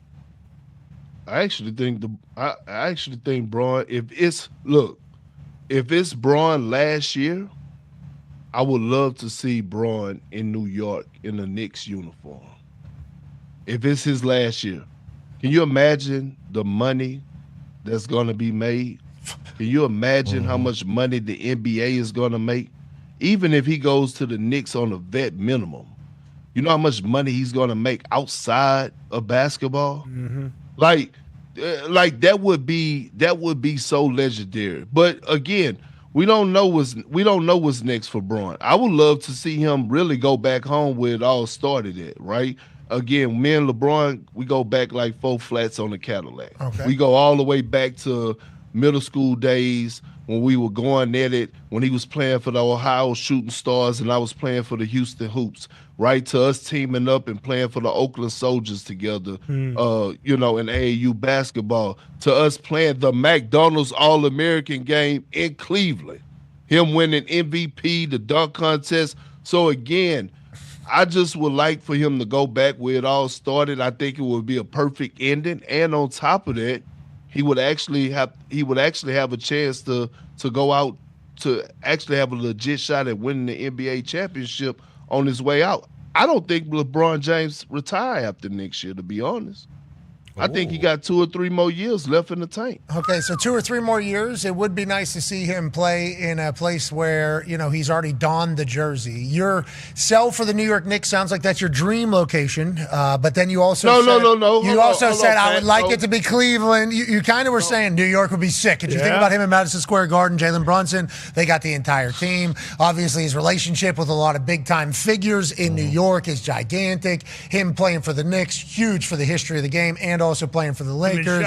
He would be everywhere. Him and Ben Stiller. I mean, we're talking old school Sprite commercials with LeBron coming all the way back, being directed by Ben Stiller. Yeah, Action Bronson's obviously putting out an entire new album and movie about it. Yeah, that's what you had a lot of thoughts about that. Then you were like, but if you really want to know where I think it is, Cleveland would be nice. I appreciate what you did there. I had an AJ moment. You're the best. Burke, you want to pick tonight's game or no? Yeah, I got the Knicks. All right. Okay. I got the Knicks. You asking me if I trust what I saw Harden in the By how much? By 10. What about the hockey?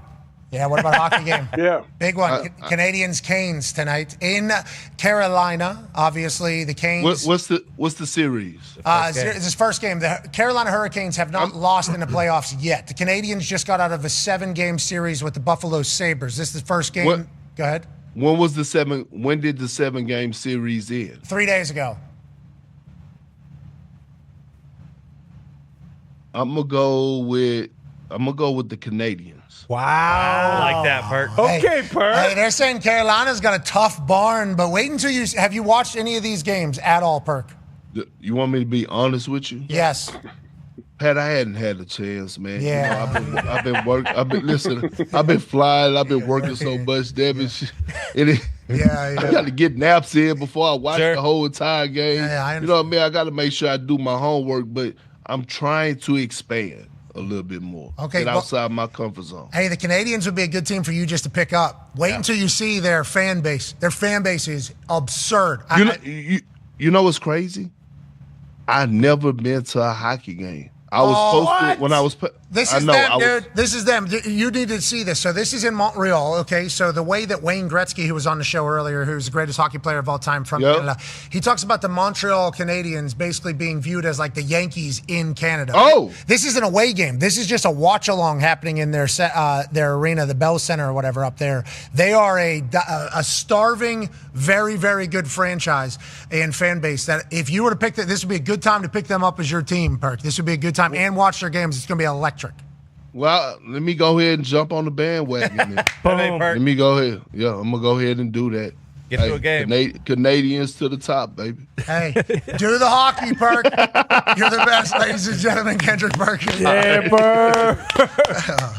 Okay, I'm excited for him to happen upon a Canadians highlight. Yeah. There they go. Yeah. I can't wait. My boy. AJ, you all right, man? We're proud of you. I'm doing great. Yeah.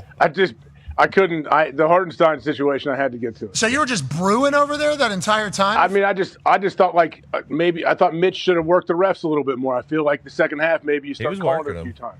Yeah, he wasn't happy at all.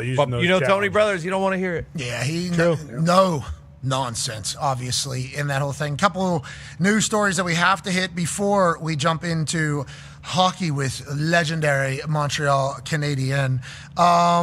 Jerry Jones on the international wear and tear, he says it's less than a night out. So these kids don't even really drink anymore, so they don't even know what it's like. Me and the boys, we used to 2-kegger. Next day, yeah, right. We're hungover for 17 hours. Mm-hmm. Maybe we, hop right back on the wagon. Maybe we do a little hair of the dog the next morning. Maybe we have some magic beers to get back into it. But the wear and tear of aviation in 2026, come on, absolutely nothing to a bottle of whiskey in 1985. So I don't even want to hear it. So he's done with it. I think Jerry, obviously, big international proponent, obviously, because that is how the big business is. AJ, have you changed your thoughts on these international games? Because I'm going to let you know, I'm in on them. Let's send more over there. Come on, man. Welcome. I'm fine with it. My favorite is the last part of that where Jerry says, stop. Don't act like they'd be back at home resting in bed, resting up. Like he's got a point there. He really does. I mean, I understand that part of it, but whether you agree or not, it's happening, and it's only going to expand overseas. There's going to be a Super Bowl someday that's not played in America, I would imagine. So whether you like it or not, we got to figure it out. I think a lot of us would be more okay with a Super Bowl being played overseas than like Steelers-Ravens. Or Packers-Bears. Can you imagine the Super Bowl being on at like 9 a.m. though on Sunday? Like that pissed me off big time. That's what it would be. Big time. No, they would make them do it late. Just like Australia. Yeah, the guys are playing at 1 a.m. local time. They go, just like they did with the UFC whenever they were doing it over there. I guess there are some time constraints, but obviously other sports have figured it out. The international growth is only going to be expedited through the Olympics with flag football. There's more states getting legalized and more flag football getting approved. I believe it's going to become a college sport, which means obviously, I don't know how they're going to afford it. Okay? Because this is an Olympic sport, technically. Flag football would be an Olympic sport. Mm-hmm. Obviously, it is football, which is good for everything, so hopefully it'll get marketed well, but it is an Olympic sport. A lot of Olympic sports at a lot of places are kind of getting the squeeze right now. So I'll be eager to see how flag football kind of fits into an NCAA, into a college university's budget, especially as we're in this new NIL world. But if this becomes a viable option for both men and women for college, and this becomes a whole nother avenue of entertainment for flag football, the international growth is only going to grow from all of this, because it's a lot easier to play flag football than it is to play tackle football. So I think you need to get ready to go watch the Steelers take on the Ravens right over there in maybe Belgique, Tone Diggs. I think that's around the corner, basically what they said yesterday. I'm cool with sending all the flag games international. I think that's a good idea. I like what you just did there. Like what the Fanatics Super Flag Fest was? Yeah.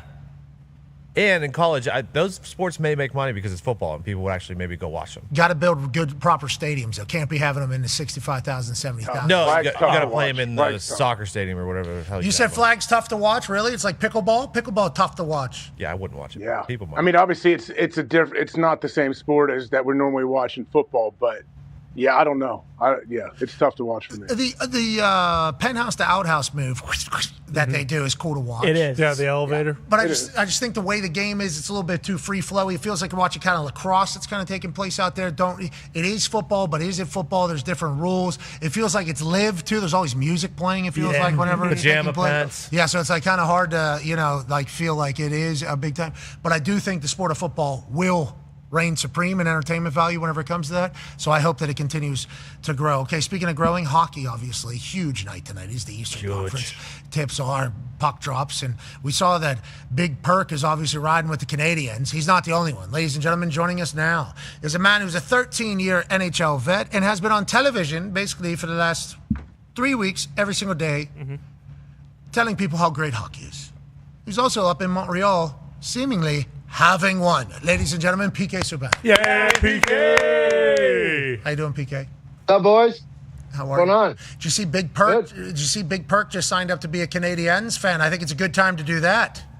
I did. I just actually saw Big Perk the other day when I went over to do Get Up, and he's so much bigger in person. My goodness, he's a big man. But we'll take Perk. I can't believe he's never been to a hockey game, though. You got to take. We got to change that.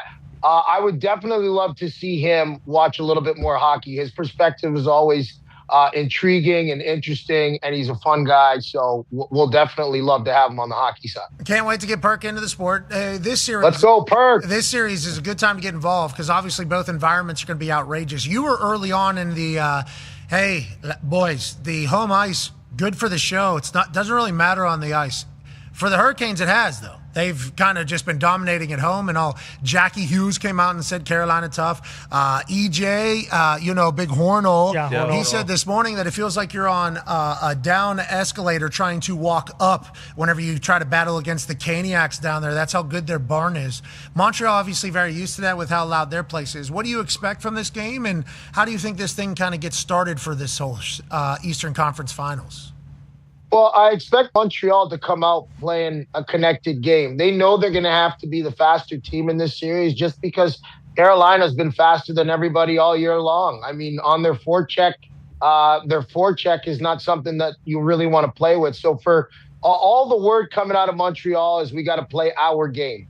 We're a skilled, quick, fast team, an explosive team. Well, we got to see that because at different times, even through the first and the second round, they did not look that skilled. They did not look that explosive. They looked like they were sort of a fish out of water on their heels. I don't think they can afford to do that to a Carolina team that is so used to rolling four lines and rolling on teams. I think Montreal does have to find their game in this series, and I think it starts tonight. Okay, I'm excited to see Montreal do that. We will never get a non-biased take from this man. We are excited to watch the Caniacs nope. This guy was shirtless up there with them. That's all. Yeah, he was up there in the middle of Montreal doing his thing. He was speaking French with these people. Okay, do you know French? Un petit peu en français. Yeah, oui, oui. Yeah. Oui. Ça va? Tu es vraiment belle. Me? You're talking to me? No. You just called me beautiful, I think, right? Is that what you just said? I was talking to somebody. Thank you. Somebody. Thank you. Hey, merci beaucoup. Merci beaucoup. Yeah. Some belle out there, or mademoiselle, certainly heard that thing loud and clear. You're the best. You're the absolute best, PK. Okay, let's move to the West, shall we? There's Tone Diggs with a question for you. Yeah, PK, obviously VGK gets a huge win last night. Mitch Marner with an absolutely insane assist. He is on fire. How is Toronto handling this? Great question. Thank you. For people that don't know, Toronto basically blamed Marner for all their playoff drought or inefficiencies, and then he comes over and is just on fire with the Knights. So how do you think Mitch feels, and how does Toronto feel? Well, I'm glad you asked me the question because I was going to bring it up anyway. I want all the smoke from everybody from Toronto because I said it and I'm going to say it again. He's an all-world talent. And, I think that at some point it's going to pass because it has to pass. The Toronto Maple Leafs had to change up that culture of that team, and maybe Mitch wasn't the right player. I certainly didn't think he was the guy that they should be getting rid of. But I'm going to tell you something. When you take that type of talent and you mix it with championship pedigree in Vegas and then add a championship pedigreed coach in John Tortorella, Like, this is what you get, right? And he's absolutely filthy. He's disgusting. The plays that he makes, I know that these ones are ending up in the back of the net, but guys, he's making a ton of these plays every shift. And if you know the game, you're going to notice these things. And I certainly have been noticing them. I noticed them before he was playing in the National Hockey League. I noticed them when he was doing them against me. And I'm definitely seeing it now watching hockey. Look at this. Like, my goodness, what is that? Filthy. How did he see him there? Yeah, you know what they say? Real recognize real. And you and Marner are not strangers at all. If you know ball, you kind of know puck. You kind of know that every shift he's doing these types of things. It's silky. It's not just the ones with apples and goals attached to him. It's every time he's on the ice, he's making the right decision. Is that what you're saying, PK, about Mitch Marner? Was he doing this in Toronto, or is he significantly better now? Well, ask Austin Matthews, because, no one benefited more from playing with Mitch Marner than Austin Matthews. And it's not that he's not a 70-goal scorer without it. He may not be, though. If you don't have Mitch Marner, you need to have someone like him when you're a goal scorer. And Austin Matthews knows how valuable he is as a player. And it's not because of his size. It's how he sees the ice. Yeah. It's hockey IQ. It's on the level with guys like McDavid, Crosby, McKinnon. This is one of the smartest players in the league, if not the smartest offensively, because of his size, his spacing, understanding how to get in between defenses. Look at this. Understanding how to use bodies as screens and throw goaltenders off. He's exceptional at it. He's a small dog playing a big dog's game. EJ said that these guys now, they're such talented skaters, it doesn't really matter the size, because their shoulders, their stick, and their hips are all telling a different story as they're skating, so they can create space by making you go a different direction. It's like he said they're doing the Macarena across the entire thing, so you don't know what to read. So even though they're undersized, it's hard to know where the hell they're going, I guess. And that's crazy to think about the minor details of that all and what you have to do. Saw it with Quinn Hughes as well. It's like it feels like if you're an incredible skater, all of a sudden you can play anywhere out there and kind of avoid the big hits. Great point. Your edges and the use of your edges. You got your inside and your outside edge. Quinn Hughes, Mitch Marner, Connor McDavid, Cale Makar, Nathan McKinnon, are exceptional from going from their inside to outside edges, no matter what they're doing, whether they're skating straight and they got to stop and start, whether they're turning, whether they're pivoting to backwards. Nobody in the league. Sidney Crosby, add him to that list, right? All of those guys are exceptional at controlling their edges. Mitch might be one of the best at it, because he can literally go heel to heel and go in a straight line. So think about that. If you can go down the ice, heel to heel with your skates. Okay, so essentially, these are the heels. Okay. If you're going, wait, let me angle it. Yeah. So heel to heel, like this. You got to have loose hips in order to do that. Mitch Marner's got some special hips. You'll see him when his hips, he goes heel to heel skate and he opens up. Yeah. It allows him to go in a straight line while still seeing the whole ice in front of him. So it's pretty special to be able to do that. Yeah, it's kind of how talk runs. Yeah. Remember, obviously, it's two different outcomes. If I had to say, that's PK Subban and AJ Hawk. The boys are all here. Evan Fox just went to dump his pants. Really? But we will continue on digital. Sports Center takes it from here. We'll see you tomorrow. Goodbye. Okay, so we're still live, PK, That's a as you first know. for him, I think. Evan Fox with about 45 seconds left in that first hour, about 1:56:15 or something, drops into my ear. I'm about to shit my pants. Zito sitting in. Zito, way to jump in there. A lot of action quick, Zito. A lot of action quick there towards the end. And we are pulling for Foxy and the toilet. Yeah. And the toilet, obviously. So there was a lot of chaos over here, PK, as you were talking about heel to heel there as it was taking place.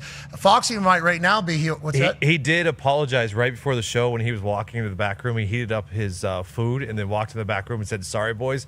I think it was some stinky food. I don't think it's that right? That Word on the street is extra stinky food. I'll tell you what, we got the office issues. Somebody goes to the microwave, cooks up salmon, just ruins the whole place. Onions. Thanks for doing it. Thank you. There's been things that have been banned from our office a couple different times, because there's situations. Yeah, I'd say fish should be banned. Fish in the microwave should probably be banned. Well, it depends. Well, I eat salmon all the time. I eat it every single game at ESPN. I eat it all the time. I warm it up in the microwave. Can you eat it cold? Oh my God! What do? Do you blow it on people too? Do you go? So I'm the stinky guy now. So I'm probably known as the stinky guy, is what you're saying on ESPN campus. What I'm saying is I think they love you because your energy and everything that you do, but every time you do that, they go, this guy, again, with the fucking fish. You know, geez, Louise, we all have to kind of... now we're all eating fish. P.U. Subban. But also ESPN, that is what they're saying. P.U. Subban. Unbelievable. But it's a big campus there. That's a big campus. So I assume it is. So a lot of people know. No. Word spreads fast. I cook it. Hold on. I cook it the same day. So it's not in the microwave that long. Like if you're heating something up 5 minutes and you're really come on, it's a 45-second to a minute heat. That's enough. So you're getting a quick blast of fish. You're not getting the whole. What do you think? You think somebody's slow roasting salmon in our office? They're doing a minute and a half, 2 minutes. This isn't. I think every office has got about a minute and a half, 2 minute reheat of fish if that is taking place. And yes, everybody knows that you're doing it. And everybody's so happy you're so healthy and you get your fish oils. We're all so happy for you. We got a guy here who's coming off a fractured ankle. Yeah. Okay. Yeah. And he's gonna. He's gonna be trying to get back into, Yeah, he's staring down another one because he started walking on it early. Yeah, well, he's pretty comfortable right now. His hips are certainly gonna be fucked, but he had crutches and he was carrying them. I didn't know that was how those go. And then his boot, he had just been walking with it naturally. But he's gonna be doing a lot of the salmon and the protein shit here. Yep. Have to. And we're gonna be a part of his pedaling. Got to do the pedaling thing too. You know that pedal machine that you got to do when your ankle's banged up? No, what? Just sitting down? Yeah, so in hockey, I don't know if you guys have ever seen it, but there's this, I don't know the name of the machine, but if you ever injured your leg or your ankle and you couldn't skate, for instance, you'd get on this pedal machine. You just pedal with your hands. You'd be sitting there and that's how you would get your cardio in. Yeah. Cardio sucks so bad. I need to do that right now because my knees. AJ, this might be because AJ does this one, right? Don't you do the Versamax? Versa climber. Ole. AJ.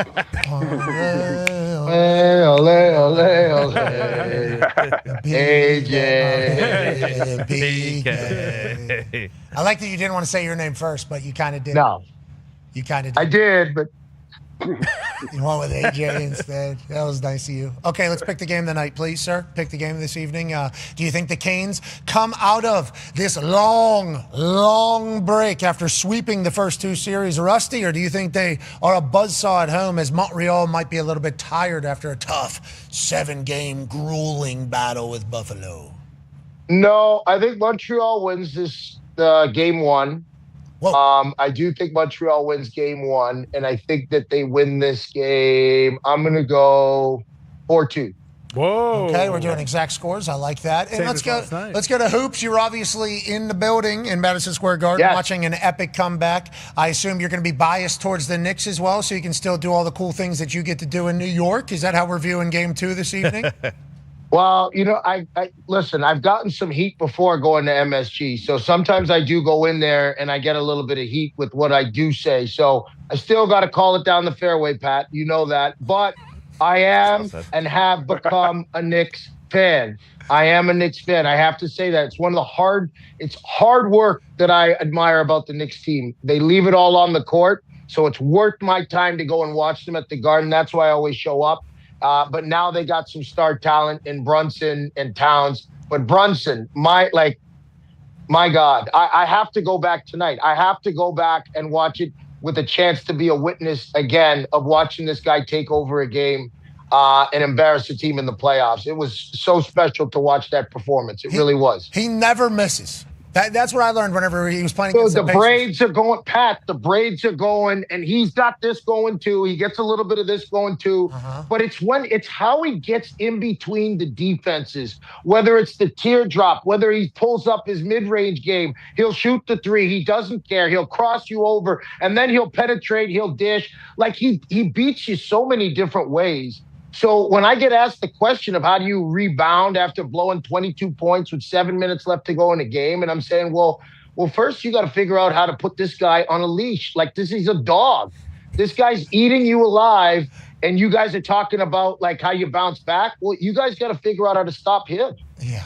And that's where the focus should have been because my goodness, he was He was special down the stretch for sure. Yeah, he's been like this too. He is very worthy of a title, I would say. Yes, he is big very time. worthy of a title. And the way he operates, being one of the faces of New York, would become king of New York if he won for the Knicks, obviously. But the way he handles that type of pressure, spectacular. I mean, yeah, he does. And I want to. There's one other guy I want to talk about because I was super impressed. Was Mikal Bridges? Just his defensive. Just how he stepped up in the game when guys got into foul trouble. No, I'm being honest. He was a dog on defense. I loved just how he competed on Harden. He stepped up in those big moments. I could see that the team was rallying around it as well, which was pretty awesome to see. So I got to give him some love for sure. Basketball pundit, NHL analyst, ladies and gentlemen, that's PK Subban. Yeah, PK. Hey, are you on TV tonight? Are you on TV tonight? No TV tonight. I'll be at the Knicks game, and I'm going to have the Habs game on my phone, so I'll be tuning in back and forth. I'm going to be watching it tonight. That's what I'll be doing. Did we get a full workout in and a soak in and everything today, or no? I did. I did legs today. Really kicked my butt today. I did had prop jumps. Yeah, I did had the hack squat, leg extensions today. So really got into the glutes and hammies, Pat. Yeah, I need to keep those for stability. Yep. Yeah, big cans. Massage coming up now, or what? Yeah, when's the massage? I got the Epsom salt bath next because I walked back from the gym in the rain today. So I'm gonna get in the Epsom salt bath, just really chill things out, and then see where the day takes me from there. Dinner at Emilio's? Yeah, maybe stop by Emilio's. Huh? Oh yeah, that's standard. Yeah, 100%. Wow, what an honor it is 100%. for you to be able to say that. Just be able to stop by Emilio's, get some of the veal parmesan. That's awesome. Why not? It's the best place. It's the best vibe, best place. I have to stop by and show love every day. Shout out to Mario. This kid was dressed well. Yup. He was unbelievable. Service was perfect. You like some more? That's Mario. Yep. Yep. He was hair. Shout out to Junior. Shout out to the whole crew. Anthony. Carmine. Everybody. Yeah, we gotta say grazie to them for sure. Grazie to them. All right, you're the man. Good luck out there. PU Subban. Yeah, PU. Subban. Of course, he's cooking salmon. Is he bringing his own salmon to the ESPN? He said he was. Probably in a backpack. Yeah, he cooks it at his house. He probably has a super cool bag. Still on the fishing line. Yeah, he gets it out of the Hudson. It has the paper wrapping around it. Yeah, he just caught it maybe on the way in. He was walking and somebody throws it, he catches it, puts it in some fucking absurd bag with the head and the tail sticking out of the inside. Yep, bingo. Yeah, look at his ass. Look, Debones it there. He's fucking listening to the show. He's fucking, that is what's happening. Of course. Scales it in front of You Levy. guys are killing me, man. No, PU. No, PU. Moose starts the fire. Yeah, Moose Messier. Yeah, Moose has a flint. He starts the fire right underneath the table. He certainly, Steve Levy, somebody in there says, fish again, huh? Oh, yeah, you know I got to do That's it. definitely leaves. Yeah, certainly. All right. Speaking of, Steve Levy sent a text either while we were talking to Wayno or after we were talking to Wayno, and he said, best Wayno stat is if you eliminated all of his goals, he would still have the most points in the history or something like that. It's like Wayne was the guy. He was unbelievable. Wayne Gretzky, huh? This guy. Wayne Gretzky. This guy's good at all. Hey, guys, when people try to talk about McDavid and like talk about him being better, like no one's ever going to be better than Gretzky. Like I like the conversation, there's certain conversations that we shouldn't have to have. Like, you know, like the Jordan conversation, the Gretzky conversation, like we should kind of be putting those to bed. Like no one's ever going to be better than Wayne Gretzky. It's just not going to happen. Like, and records are meant to be broken. The game changes, rules change. We get all that. Stats going to change. But Wayne Gretzky, the great one, like, come on, man. What are we talking about? I don't even have to go on about this. It just put that to bed. It's Wayne, and then there's everybody else after that somewhere. Yeah, you know. But La Magnifique, Mario Lemieux, I mean, come on. And then Sidney Crosby, obviously in there. Ovi has certainly scored his way into the conversation. I mean, there's some original six teams. Bobby Orr, of course. Love to get there. Modano, Basil McRae. Wayne was 1.92 points per game, and then Mario 1.88, and those are the two. That's it. Yeah, and Mario Lemieux for sure. Yeah, 100%. But Wayne's like, come on. Yeah, no, I actually told Wayne that today during the conversation with him that because I'm from Pittsburgh, I used to say, Mario Lemieux is the GOAT. Thank you so much. And just literally tell everybody shut the fuck up.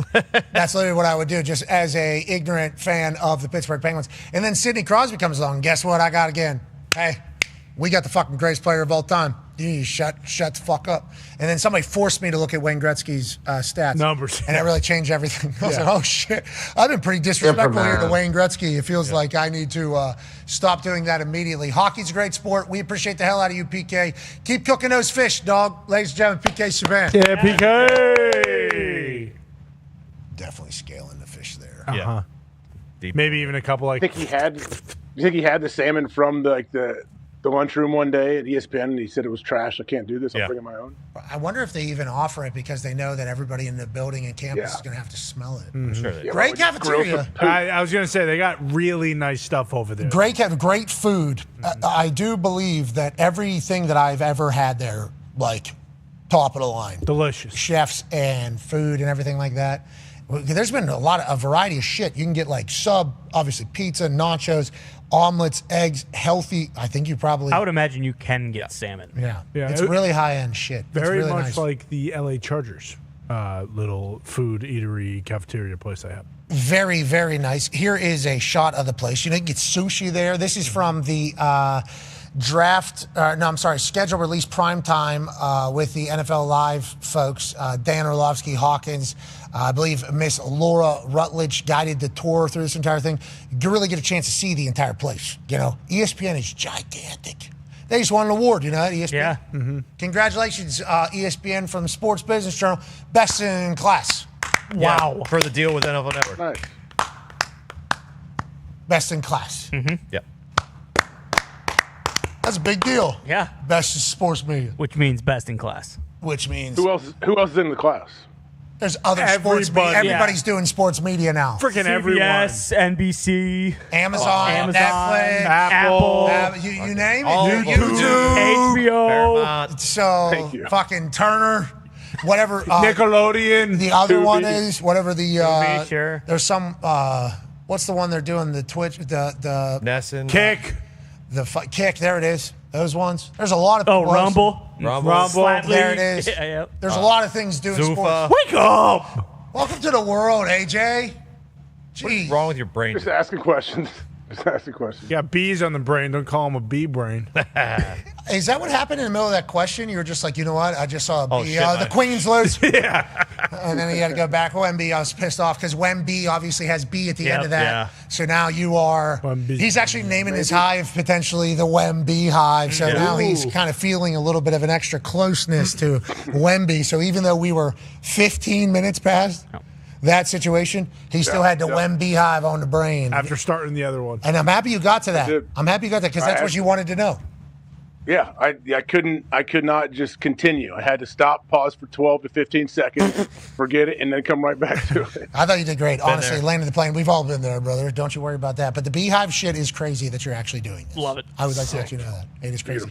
I've not broken any more NHL news since that first time I did the news thing. And I guess people say I didn't break it. I was actually pretty late to that entire. But I am potentially excited about some news that Schefter just broke. Okay. Ooh. Ladies and gentlemen, NFLPA has reached an agreement today with Joms to become the exclusive peanut butter and jelly sandwich of the Players Association. What? Wow. J.J. Watt and Caleb Williams are a part of Joms ownership group, and the player-led partnership will make the PB&Js available league-wide this season. That's a big deal because we obviously have heard the stats. 80,000 uncrustable peanut butter and jellies, okay, throughout the NFL season. That's right. Is what was actually reported and projected. At least. Joms, which I do believe we have experienced the Joms experience here at the office. So good. So good. Bigger, more. I think there's more protein in these things. Oh, yeah. I think they have a healthier option.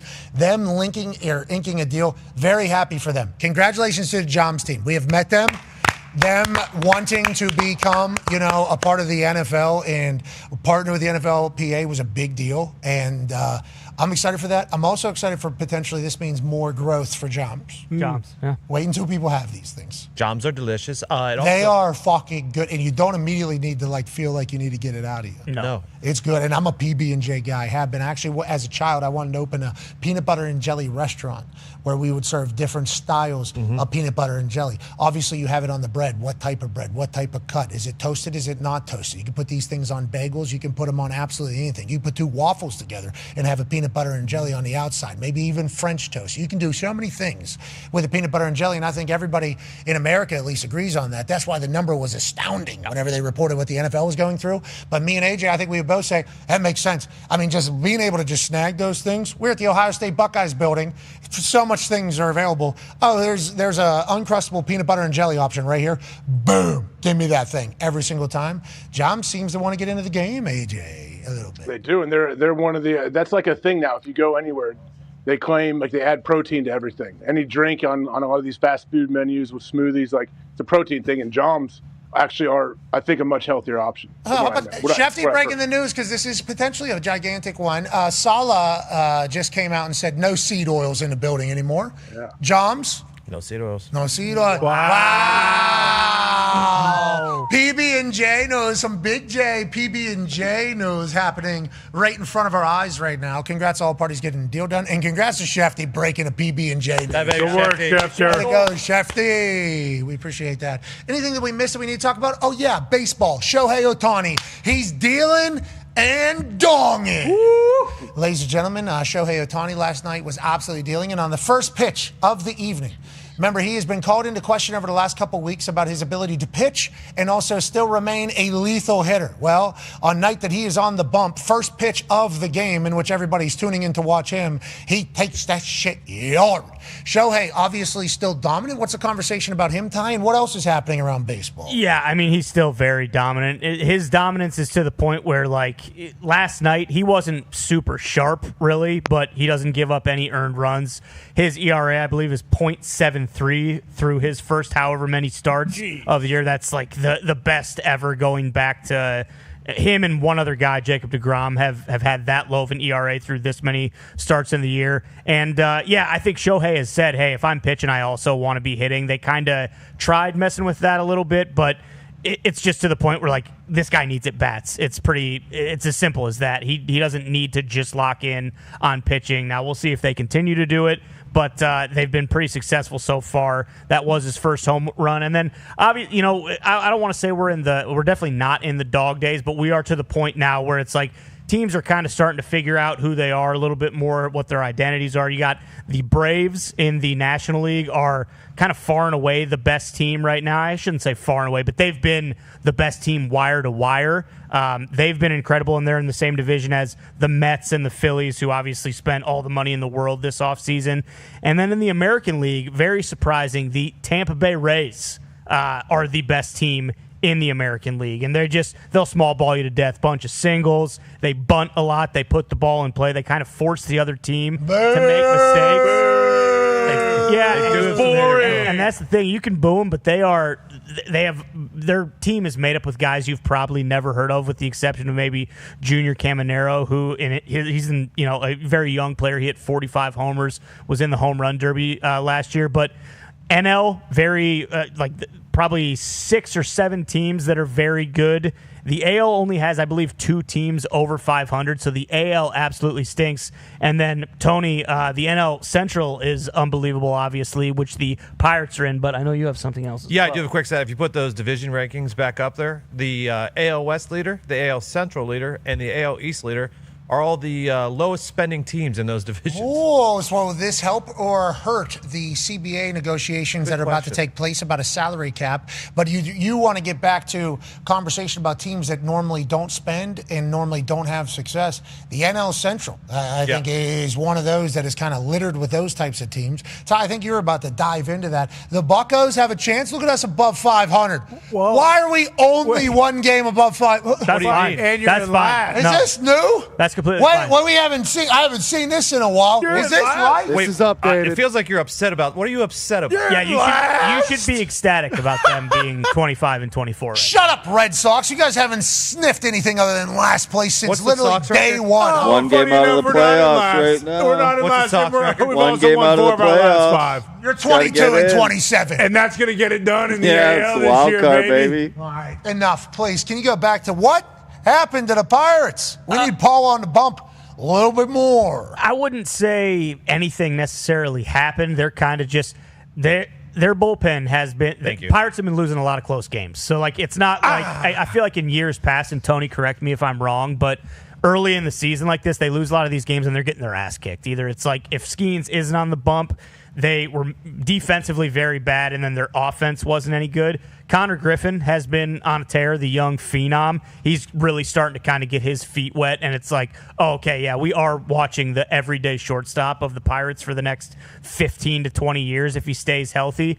Them being 25 and 24, I mean, listen, they're in the best division in baseball right now. You could argue maybe the NL West with the Dodgers and the Padres, and, you know, the Diamondbacks have been pretty good, but the NL Central is kind of a murderer's row right now. We see what Mizorowski does every single time he pitches. Hey, this guy's doing some record-breaking shit, they're saying. Not only being the fastest guy, but also he has some other shit. I guess nobody's even touching the ball when he's pitching. No, yeah, his like whiff rate and everything. I mean, it's really the only thing that can derail this guy is if he gets hurt. Because at this point, like, his stuff is so good. He goes out there, and, yeah, when you throw that hard, you're going to give up some home runs from time to time. But, he's yeah, the NL Cy Young race. But also, so last year, so I just wanted to, sorry to cut you off here. I'm not a super baseball guy, but last year when we were at the All-Star game, I learned a lot quickly.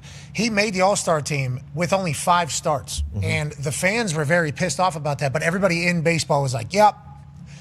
Yeah, that makes sense, yeah. This guy's 5 starts, he makes the All-Star game over somebody else. And everybody's like, hey, there's a reason. This fucking guy's got a lot of hype within the baseball world. Obviously, we've gotten a chance to talk to him, and he's electric on the mound. He's a unicorn. There is no one else like him. Like, obviously, you know, guys like Skeens and like Tarek Skubal and some of these other guys who are super dominant, he throws as hard as, like, Mason Miller is throwing 104 miles an hour almost every time he's throwing a fastball, but typically he's throwing anywhere from 10 to 15 pitches in a game because he's coming in and he's throwing 1 inning.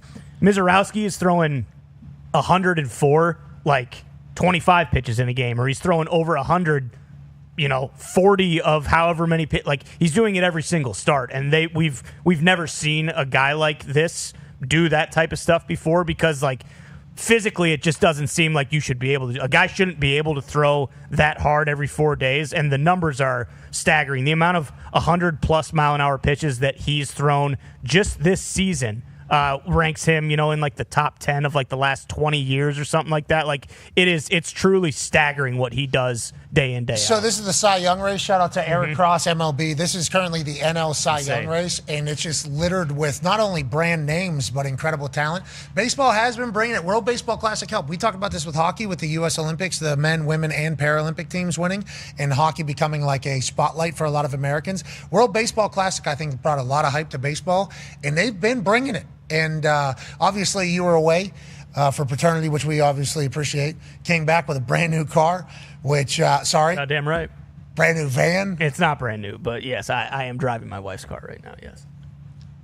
And you're going to double it up because it's that nice. Yeah, 2 of them. I just want to let you know we haven't talked much rock. Stone. It's hard around this time because we have NBA finals or conference finals games every night, and there's NHL games every night. So if you're not like I'm watching NHL and NBA, and the Yankees have kind of been relegated to the phone, and that's just kind of the way it goes. But in 3 weeks here or 4 weeks, when you just have one NHL game, you just have one NBA game, like we are in the area where there are upwards of 14 to 15 MLB games every single day. So like if there is nothing else to watch, like there is a good chance that you're going to run into seeing a Mizorowski or a Skeens or a Shohei or someone like that every night. Or a tarps off. The lads are taking their shirts off. I believe in St. Louis, Stephen F. Austin made an appearance, and then it became a thing, and then we got walk-off dong shots in front of the tarps off boys in St. Louis against Pittsburgh Pirates, who are now just 1 game over 500, and the place is going bananas. I love that this is a thing for them. I love that this is becoming a thing, I think, for more teams in baseball. I like that this generation of fan is kind of bringing this type of fanhood back. Okay, we saw it in college football. Yep. Okay, we saw it in college football start to brew a little bit, and then you're starting to see it now. It's like, I like the excitement. I like the togetherness. I like the unity. I like the moment. I like remembering things, and I like that sports can bring people together to have a good time. And if the lads are taking the tarps off and the shirts off up there, and it's bringing wins for the team and good times for the boys, good on you, lads. Good on you, lads. It's everywhere. It's caught fire. Don't you think, AJ? I think it's awesome. I just think about like the there's always probably a couple people that didn't know they were sitting in the section that was going to do this, and they have to sit there like some 70-year-old guy and his wife, like, all right, I guess I'm doing it. Here we go. A little peer pressure to get shirtless, not a bad thing, but I do think it is a comfort level from everybody in the stadium that maybe I'm not a shirts off guy in public, but how could you not want to rally? I guess there is a lot of videos of people getting out of there. Oh, yeah. Yeah. We got to go. All right, let's go. We're going up there. Yeah. And then on the way, taking the shirts off. We saw that in college football once again. Now we're seeing it in baseball. You know, if anything brings people to happiness and togetherness and to experience something, I'm for it. And I assume that a lot of these lads had quite a night after the tarps off as well together, which would have never happened beforehand. So congrats to all parties enjoying the shit out of sports in a way that you're certainly allowed to do and hasn't seemingly happened in a long time. No. The bros have kind of come back to sports. A little bit of bros. Nature is healing. Fuck yeah, boys. Fuck yeah. Here we fucking go, boys. So many of those. So many hell yes. The amount of hell yes that are happening. Oh. So many. And then there's a walk-off at the end. Yeah, and and the guy running the bases is looking at you. Yeah. The amount of Sick. We did that. So much of that. You know, just talking about that forever maybe. Yeah. I was one of the tarps off boys at Cardinals whenever we walk off on the Pirates. Yeah. Like there's a chance that that's awesome. Like how many times does that happen in life? The way that organically started though with the Cardinals and Stephen F. Austin, the baseball team was there for the Division II championship. And I believe they won it, and then they went to the Cardinals game after, and it started it. And then the manager for the Cardinals brought them into the locker room and then gave them all free tickets the next day for that whole section to do it again. And then it kind of coughed. Or things like that happen organically like that, much, much better than like anything that would have been forced. Agreed.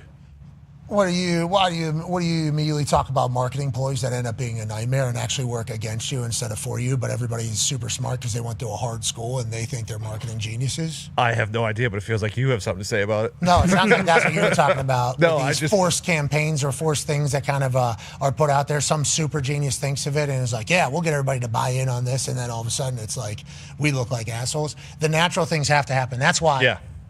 Yeah, exactly. That's why the cone. Yep, natural. Hoist the cone. Yeah.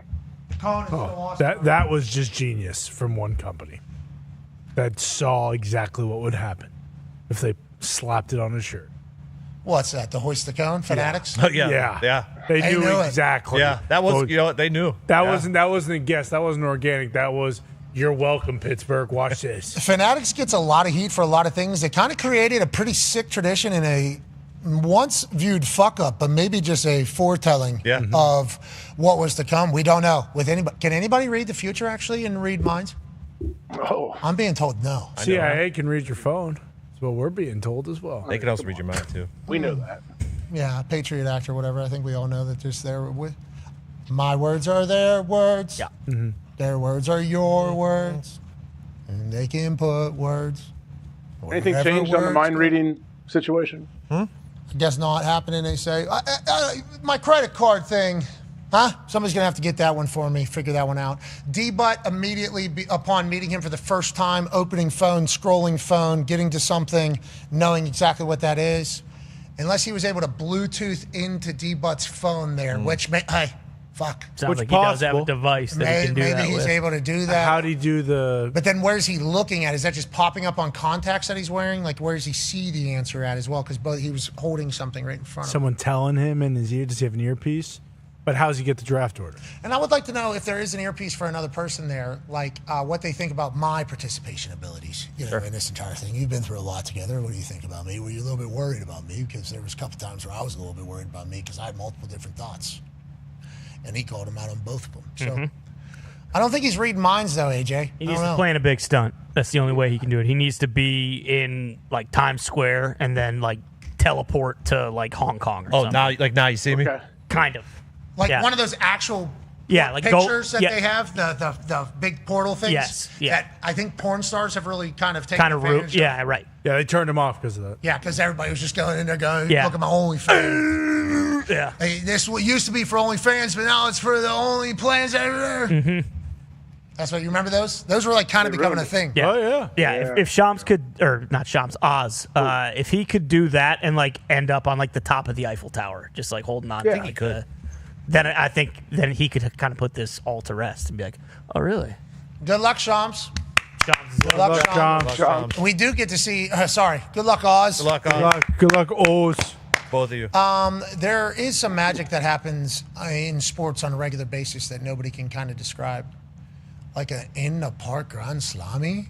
Did you see this? There's been a lot of defensive plays that have been popping up on my timeline, specifically from one particular player. I don't like that. He's going to get back to being a dog. But an in-the-park grand salami seems like a pipe dream, and then it actually happens. What happens here, Ty? Just massive fuckery? Yeah, kind of. James Wood, right fielder for the Nationals, absolutely pipes one into the gap. So kind of a perfect spot to hit it. Then you can see how hard the left fielder there hits into the wall, and the center fielder has no fucking idea what's going on. The left fielder looks at him. He's like, the ball's way the fuck over there. You got to go get it.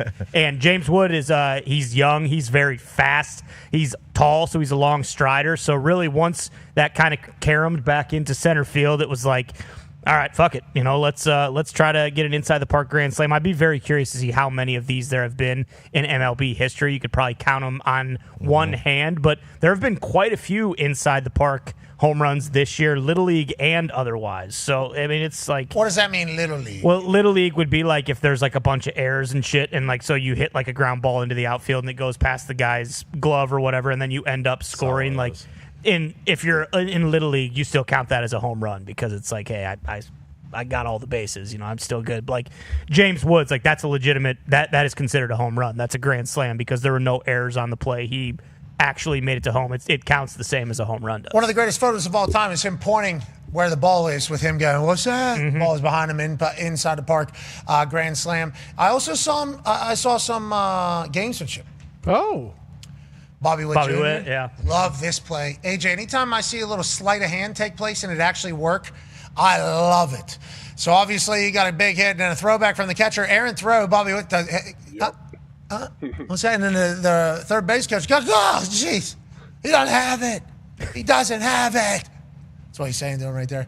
Fakes that he has it, acts like he has the tag, then it holds the person, obviously, at third base. Everybody's telling him in there that he doesn't have it. There's an angle that is, like, truly spectacular from the backside where he literally... in the middle of, oh, no, I'm never going to catch that, you see him make a conscious decision to be like, I am going to gimmick this thing. I love whenever there's some real gamesmanship. Baseball has a lot of that, it feels like we're watching. Bobby Witt Jr., he's up for a gold, platinum, super-duper glove, right? Yeah, he's an absolute wizard with his glove. His bat has really come on this year. I mean, he's always been a good hitter, but he was struggling a little bit at the start. But, yeah, I mean, he's good for, like, 10-plus highlight plays a week, it seems like. He's just unbelievable. Everything he does is very heady.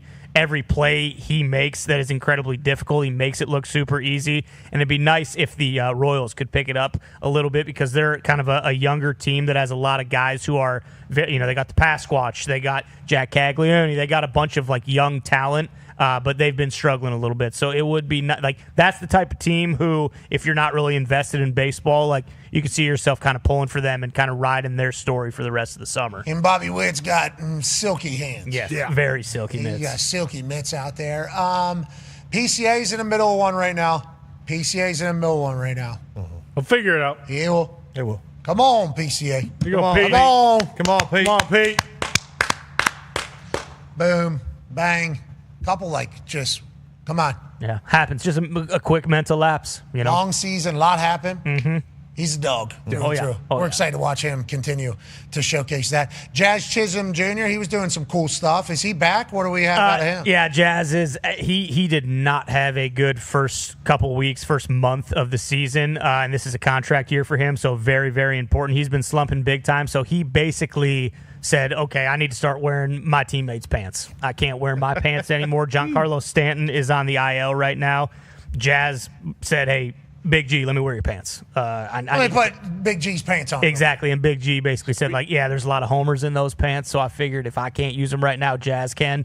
He has been on an absolute tear. I believe that he was wearing Trent Grisham's pants in this particular game, but he did go yard. He had another 3 hits last night, so Baseball is one of those things where superstitions, it's weird. He's also using Jose Caballero's bat, the Yankee shortstop. So he's basically not using any of his own shit, and all of a sudden he's caught fire. So it's kind of awesome. And I would assume, I'm hoping that maybe Jazz is wearing Judge's cleats tonight. Sure. They might be a little big, but I'm hoping he'll do something like that. Is he using his own glove, or his ball, his mitt in the field has never been the issue. We need more production from Jazz at the plate. Oh, so he's trying to get Big G's pants on so he can get Big G's bat. Exactly. Okay, I like that. And he's found it. Yeah, he certainly has. He's swinging that bat, Yes, too. he is. Is he using others' bats, or is he still got his? No, so the Yankees' everyday starting shortstop, who is also on the IL, I believe he's coming back tomorrow, Jose Caballero, he's been unbelievable, and Jazz said, Jose, let me get your bat. Mine's not working right now. Let me use your bat. And boom, he had 3 hits last night. So I've taken other people's putters. Mm-hmm. Yeah. If they're making it, hey, let me give it a go here. I think it's what you're doing, not me doing it. As long as it works, who cares? Jazz is certainly a vibes guy, though, right? Oh, yeah, big time. We might be seeing this for the rest of the year. I hope probably. so. He might have Boone's pants on it. Yeah, underpants. He might wear Booney's pants. I'd sign off on that. Are you in on Boone? Because I know you guys are really air on Boone and then air off Boone. Well, as it's way too early. None of this shit really matters until we get to the playoffs. So, right now, yeah, Booney's great. And it could be a lot worse. He could be like Tony Vitello. He could be the Giant skipper. So, I count my lucky stars with Booney because obviously it can get much worse. But again, when you're the Yankees, none of this shit matters. They need to win the World Series this year, and if they don't, there will be probably a lot of Booney needs to go, Cashman needs to go. What the fuck's going on? That's kind of just the way it works. All right, we'll go Yanks, go baseball. Lucky to do that. Let's go back to the NFL. Huge signing up there in Detroit. Schefter broke the news while the show was live today. It's not just Joms in the NFLPA. It's also Jack Campbell and the Lions. Baby Jacko. Jacko. Brand new deal. Remember, immediately following draft night, a lot of people said Jack Campbell was a reach. Jack Campbell was a reach. And then Jack Campbell does exactly what he did at Iowa, just be an absolute dog for Dan Campbell in that defense. And now he's rewarded with a deal.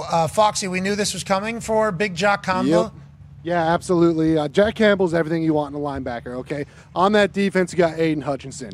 He steals the show. He's the star. He's a very good player. But Jack Campbell is the heart. He's the soul. He's the grit. He's the jam. And he is everything you want on your defense. And he deserves this. And he kind of gets this whole thing going. So I'm very happy for Jack Campbell here. This is a big decision by Dan Campbell as we move forward on a new defense with Kelvin Shepard in his second year as defensive coordinator. Last year didn't make the playoffs. What will this year bring for the Motor City Lions? Well, and remember earlier this year, maybe a month and a half ago, they didn't pick up his fifth-year option because the fifth-year option for linebackers is absurd for off-ball linebackers because they include the edges and stuff like that too. So that was big news. But there was never a doubt they were going to get Jacko signed after an all-pro season. Coming off an all-pro season, and Foxy said, yes, the leader of that defense. But, yeah, it was big news because when Linderbaum, they didn't pick up Linderbaum's fifth because of the O-line, what that number was, and they didn't do it for Jack too. There was questions if someone else was going to try to come get him, but no, Lions still him up. Yeah, baby Jack, and another Iowa Hawkeye just kind of doing it out there, Ty. That's right. I've always been a Jack Campbell guy. I will continue to be a Jack Campbell guy, even though he is a Lion. And Foxy, he said it very eloquently. Grit, sandpaper, jam, Iowa Hawkeye. Really nothing else you could ask of this guy. I love Jack Campbell. Glad he got paid. Do the Lions find their way back to the top of the NFC North with another year of experience with both of their coordinators and maybe a new culture having to be settled in after losing Ben Johnson, AJ Hawk? I don't know. Was it Schrags who told us last year the Lions were going to have a down year? He told us preseason. Yeah, around now, he's like, I have a hot take. Do you want to hear my hot takes? I'm doing a hot take on Friday. Here's a hot take. Detroit Lions aren't making the playoffs this year. Ooh. And then everybody was like, fuck this guy. He was right. He was right. Yeah. I feel like they come out the gates hot this year. I don't know if they're able to be good, though, too. Dolphins are going to be sneaky good, too. Yeah, and they were on. We were for a couple games. Did get hot. Long win streak. I heard Malik Willis is going to dinner with the boys. Leader, man. I can't say enough about this guy. You hear about this? Going to offensive line meals and things like that? Hell yeah. That's Malik fantastic. Willis becoming a leader. I saw Halfway's mic'd up from practice. He seems like I like his demeanor. Yes. I really do. Former head coach, right in college. Then he goes over to Green Bay. He's obviously been around ball a long time. I like his energy. I like what they're looking for. I think Miami's a very difficult place to win with that many players, especially with that many distractions. But, hey, maybe they'll be able to find it as the Green Bay Packers front office and head coach kind of invade the Miami Dolphins building. And former quarterback. And Malik Willis, who shined in Green Bay in front of Halfley's face, is down there. So maybe the Miami Dolphins aren't ass cheeks. going into next NFL season, Gumpy? A lot of money, not this year, but next year. I think we go over 4.5 wins. That's the total on us this year. I think we might shock some people and win 5. You know? Okay, 5 big wins for the Miami Dolphins. Good luck down there to the Finn fam. All right, Clint Kubiak, who obviously is with the Raiders, said that Brock Bowers is a football robot from heaven. This thing created from the gods to be placed in a football uniform, and you saw it whenever he was in high school, whenever he was running the Northern California Napa Hills to train for football with all the potential other things he could be doing. Georgia, he was by far the best player on the football field. Now with the Raiders, he's broken all the records. He is a gift from the football gods. Makes me believe that, hey, this Raiders team, with how they dealt with free agency, the amount of players they brought in, who they brought in, and then Fernando Mendoza. Have you heard the reports out of camp? I heard him. What are they? I heard him. Well, did you hear the same thing I heard? They said, so. It wouldn't be Fernando Mendoza. It would be Mendoza. As advertised. Yeah, everything's coming out positive about Fernando Mendoza. And I know Ty Simpson also going to be an incredible football player, but Dan Orlovsky, I think the way he was kind of talking about Fernando maybe not being the outright number 1 guy, I think was an interesting conversation that kind of started taking place around a lot of football conversations, because he did go to Cal and because he did go to Indiana, and it was kind of just a flash in the pan there with Indiana. There wasn't as many people that maybe knew Fernando as well. He's big, he's super smart, and he can spin the pill. That is everything I think most quarterback or offense coordinators are looking for.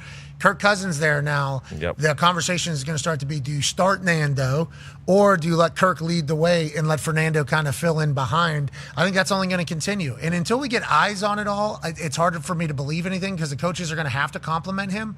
But from what we saw him do, we all believed he'd be a great NFL quarterback, and I love what the Raiders have done over there. Yeah, I mean, every time he was on the field and we saw him with our eyes, every throw was almost perfect. Everything that we saw. So we saw with our eyes, and then every time we talked to him, everything was perfect. And then, he's huge. He's fast. He's athletic. He makes all the right reads. And he talked about when he thinks about the game as a puzzle. It was hard for us to envision that it wouldn't be like this. There was never a doubt. This early, obviously, it's not a lot, but it's hard to see him. It's hard to see him not succeed. Yeah, it feels like with everything around him that he's ever been through, he's going to be locked in. Now, granted, a lot of attention. He was on a magazine cover. I didn't like what they said. What did they say? The next one or something like that? I forget there was a big word right under him. I was like, I don't like us doing this right here, but I like us trying to drum up some attention for Fernando Mendoza. But it feels like everything we know about him says he's a guy, and he's tough. People forget he's an absolute dog. He can take shots, wants to take shots, Conman. Yeah, tough son of a bitch. And to everything Tony just said about what he did in college, you got to also think hey, he also has the number 1 new head coach, the offensive coordinator who won the Super Bowl last year with Kubiak, who basically completely changed that Seattle Seahawks offense. You talk about Sam Darnold being in his first year going and winning the Super Bowl. Then they get an all-pro center. That's going to help the quarterback a lot. That's going to help Ashton Genty a lot, who still somehow had a 1,000-yard season after getting basically the least amount of yards before contact in NFL history, but still ended up with 1,000 yards. Colton Miller is a pretty certified left tackle. And then Brock Bowers being the number 1 option. They're one of those teams that the number 1 receiver is their tight end. He's all pro. You think about that comment of football robot from heaven. It's like Genty, I think, could be described like that. Yeah. Fernando Mendoza could probably be described like that. He's 6'5", fast, super smart, has an incredible arm. If you're going to build a football robot quarterback from the heavens, I think you would have a lot of pieces of what Fernando has in there. Max Crosby, I think you would certainly say a never-ending engine or battery. I mean, they kind of have it. Linderbaum, Tom Brady, as the owner, somebody there is a lot of are the Raiders not ass, huh? We'll see. Is that what we're doing right now? I think they're headed towards the Carolina Panthers as a good football team. And Carolina Panthers, are they going to become a great football team? On paper, they are much, much, much, much better than they were at this point On last paper, year. yes. Yeah, and the fact that Max Crosby was gone and then now he's actually back. It's like, somehow they add an all-pro to a team that they didn't have a lot of good players. It's unbelievable what they've been able to do. And that is a real thing, like the on-paper thing. The Patriots and the Seahawks 2 years ago, top 5 in spending in free agency. Like, there is an actual kind of correlation. I believe every team that was in the top 3 or the most spent team in free agency won like 3 more games the year after, and the Raiders and the Titans would be the 2 teams that were kind of at the top of the list this year. Hey, no risking, no biscuit. That's the NFL. That's the show as a whole. What a time. Hell yeah. Let's get the hell out of here. AJ, who you picking tonight? Let's go. Cavs, Knicks. Give me the Cavs. Well, I mean, I want to pick the Cavs, but I have a hard time. Give me the Knicks tonight. I'll take the Knicks as well. I will take the Knicks as well. Is it the first time he's ever gone against an Ohio team? I think so. What Especially bees in this changing, particular man. situation. I like the Cavs. They're not my team, but I like their Ohio roots. Yeah, they do have Ohio roots up there in Ohio. Mistake. No, I'm not going to say it because I like Cleveland. Other people in the past, maybe old me would have said mistake by the lake. Yeah. But I was not going to say that because I like Cleveland. I appreciate Cleveland. I like their fans up there. But boy, some of those stats that are being shown to us are not good. And I think that is a heartbreaker in game 1. You had it. Now, granted, do they have the dog mentality to come back? Is James Harden going to get back in the kitchen? Is he going to start cooking? Is Donovan Mitchell going to be the guy that's going to get an opportunity to maybe be who exactly he is, which is 1A for the Cavs? Is Atkinson going to dial up some plays? Definitely. We'll see. Or is a guy with a popped calf going to maybe run roughshod on him in strategy with Jalen Big Buddy Brunson, as Perk says? Timothy Chalamet is going to look so cool. Always does. Ben Stiller is going to be fantastic. Yep. Yeah. Tracy Morgan's going to bring it. Yep. I mean, it's going to be atomic in there, maybe. Yeah. It's going to be rattling. Remember, Sham said he couldn't believe he got out of there unarmed because the place was moving. Luckily. Earthquake, they measure those in the Richter scale. We need to get a Richter on Madison Square Garden. Yeah. Yep. Eastern Conference Final. New York Knicks win. Kind of a casual fourth quarter, it feels like. Doesn't it? I don't like that because then that would mean that the Cleveland Cavs would kind of just quit. I think there's a chance they do. Try to save up for home. We got to go Maybe. home. Either that or I think if they don't win this game tonight, they're going to get swept. There's a lot of people saying that. Is that just because we saw such a collapse at the end in front of everybody? Is it just our recency bias of watching what happened to them, thinking they would never be able to do it? They're in the Eastern Conference Final, though. Right. Remember that. But every person we talk to about the game with the Knicks with the layoff is like, hey, if the Cavs steal game 1 of this series, like, then we'll see. There's a chance that they can. But if they don't, like, they have to win game 1. And for them to lose in that demoralizing of a way, it's just like, I think they have to win tonight. Otherwise, it's blouses. All right, I'll take Knicks minus 6.5, even though I would love to watch Cleveland do their thing. I would like to watch the Cavs battle like they did against the Stunts. That would be really cool to kind of watch that take place. And then in the hockey, AJ, you think the Canadiens, fresh off that Buffalo Sabres ride, which was electrifying, have a way to beat the Carolina Hurricanes down in the buzzsaw that is in front of the 40,000 Caniacs that are going to be going crazy. AJ, who do you like? How do you like it? I'm going to have to pick against Big Perk here. Give me the Carolina Hurricanes at home. I got a tweet from Montreal today. Yeah. Oh, yeah. Mm-hmm. The city tweeted me. How are we feeling about the Obs? With glasses on. Emoji. I don't know if that means they're going to watch or they're trying to see it in 2020 vision. Sure. What I'd like to say is, I do love their team. I like the way they play puck. I like the way their city goes absolutely apeshit for the Montreal Canadiens. I like that they got a young goalie that says, I can go like 100 more games you fucking do me. At least. Seems like they are a real grit and jams type team up there. Mm-hmm. But with that being said, give me the Caniacs 100 times out of 100 times. Okay? Merci beaucoup pour all the incredible times that you're about to deliver to sports society. But the Caniacs, I think, are maybe are representative of what maybe Montreal's fans are. So we need to think that we, just like the Olympics, and I don't like to bring it up. Okay? I don't like, Wayno kind of brought it up. Yeah, true. I don't like bringing it up. But like the Olympics, I think we win this one. And by we, I mean the Carolina Hurricanes, who I don't know if they're going to win the entire Stanley Cup, but I do. Sure. I'm currently going with the American crowd being such a problem that the Canadians, who have a phenomenal barn. Oh, yeah. Oh, yeah. Phenomenal barn. Beer skate. But the Jarvie lads from Manitoba are going to be in there. The Hurricanes fans have been tailgating since yesterday for this thing. Mm-hmm. Dahn Diggs just walked out. Oh, no. He was doing this. Going through the office? He was doing this as I was talking there while he was staring at me. And I'm happy he did make the decision just to kind of bail out that door there because I was getting a little anxious on what was going on, to be honest. You think that's poop or pee? That looked like maybe pee. That looked like pee. Yeah, piping hot pies. Pies, yeah. Is that what you're... Yeah, piping hot pies. Couldn't have said it better myself. So, all in favor of that probably being a piss, say aye. Aye. There's a chance it was a dump. We'll see. But I like the Caniacs, even though I love what Montreal's doing. Of course. And you can pick Montreal when they go back to Montreal. Yeah, because Montreal's environment might be the reasoning. Exactly. But I think the Hurricanes, got it. I'm on the Hurricanes tonight as well. All right, AJ. You're awesome. We should wait. What if it's a long dump? I don't know if it's a dump. AJ, if this goes in a hoop, right over here, over Saki the elephant, yep. AJ Hawk will give 20 people $500. Nice. Okay. Thank you, AJ. Oh, wait a minute. Oh.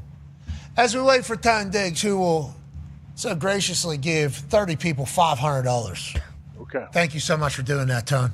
We appreciate you, Tony. Hey, thanks, guys. Tony. Tony give 30 Tony people. Dog. That's very nice of Tony Dogs to do that. 30 people, $500.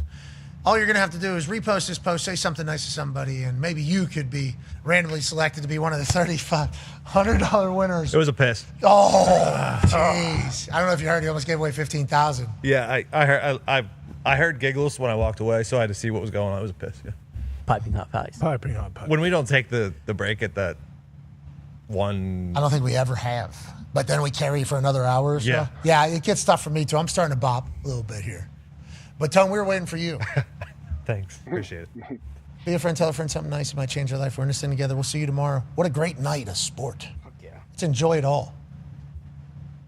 Thank you so much, AJ. Great work today. We're proud of you for what you accomplished today and the adversity you battled. Thank you. I'm going to go ice my head. Good move, Hoggle. Hell yeah. Smart. Hell yeah. Both of them. Every day. Team on me. Team on three. 1, 2, 3, team. Goodbye.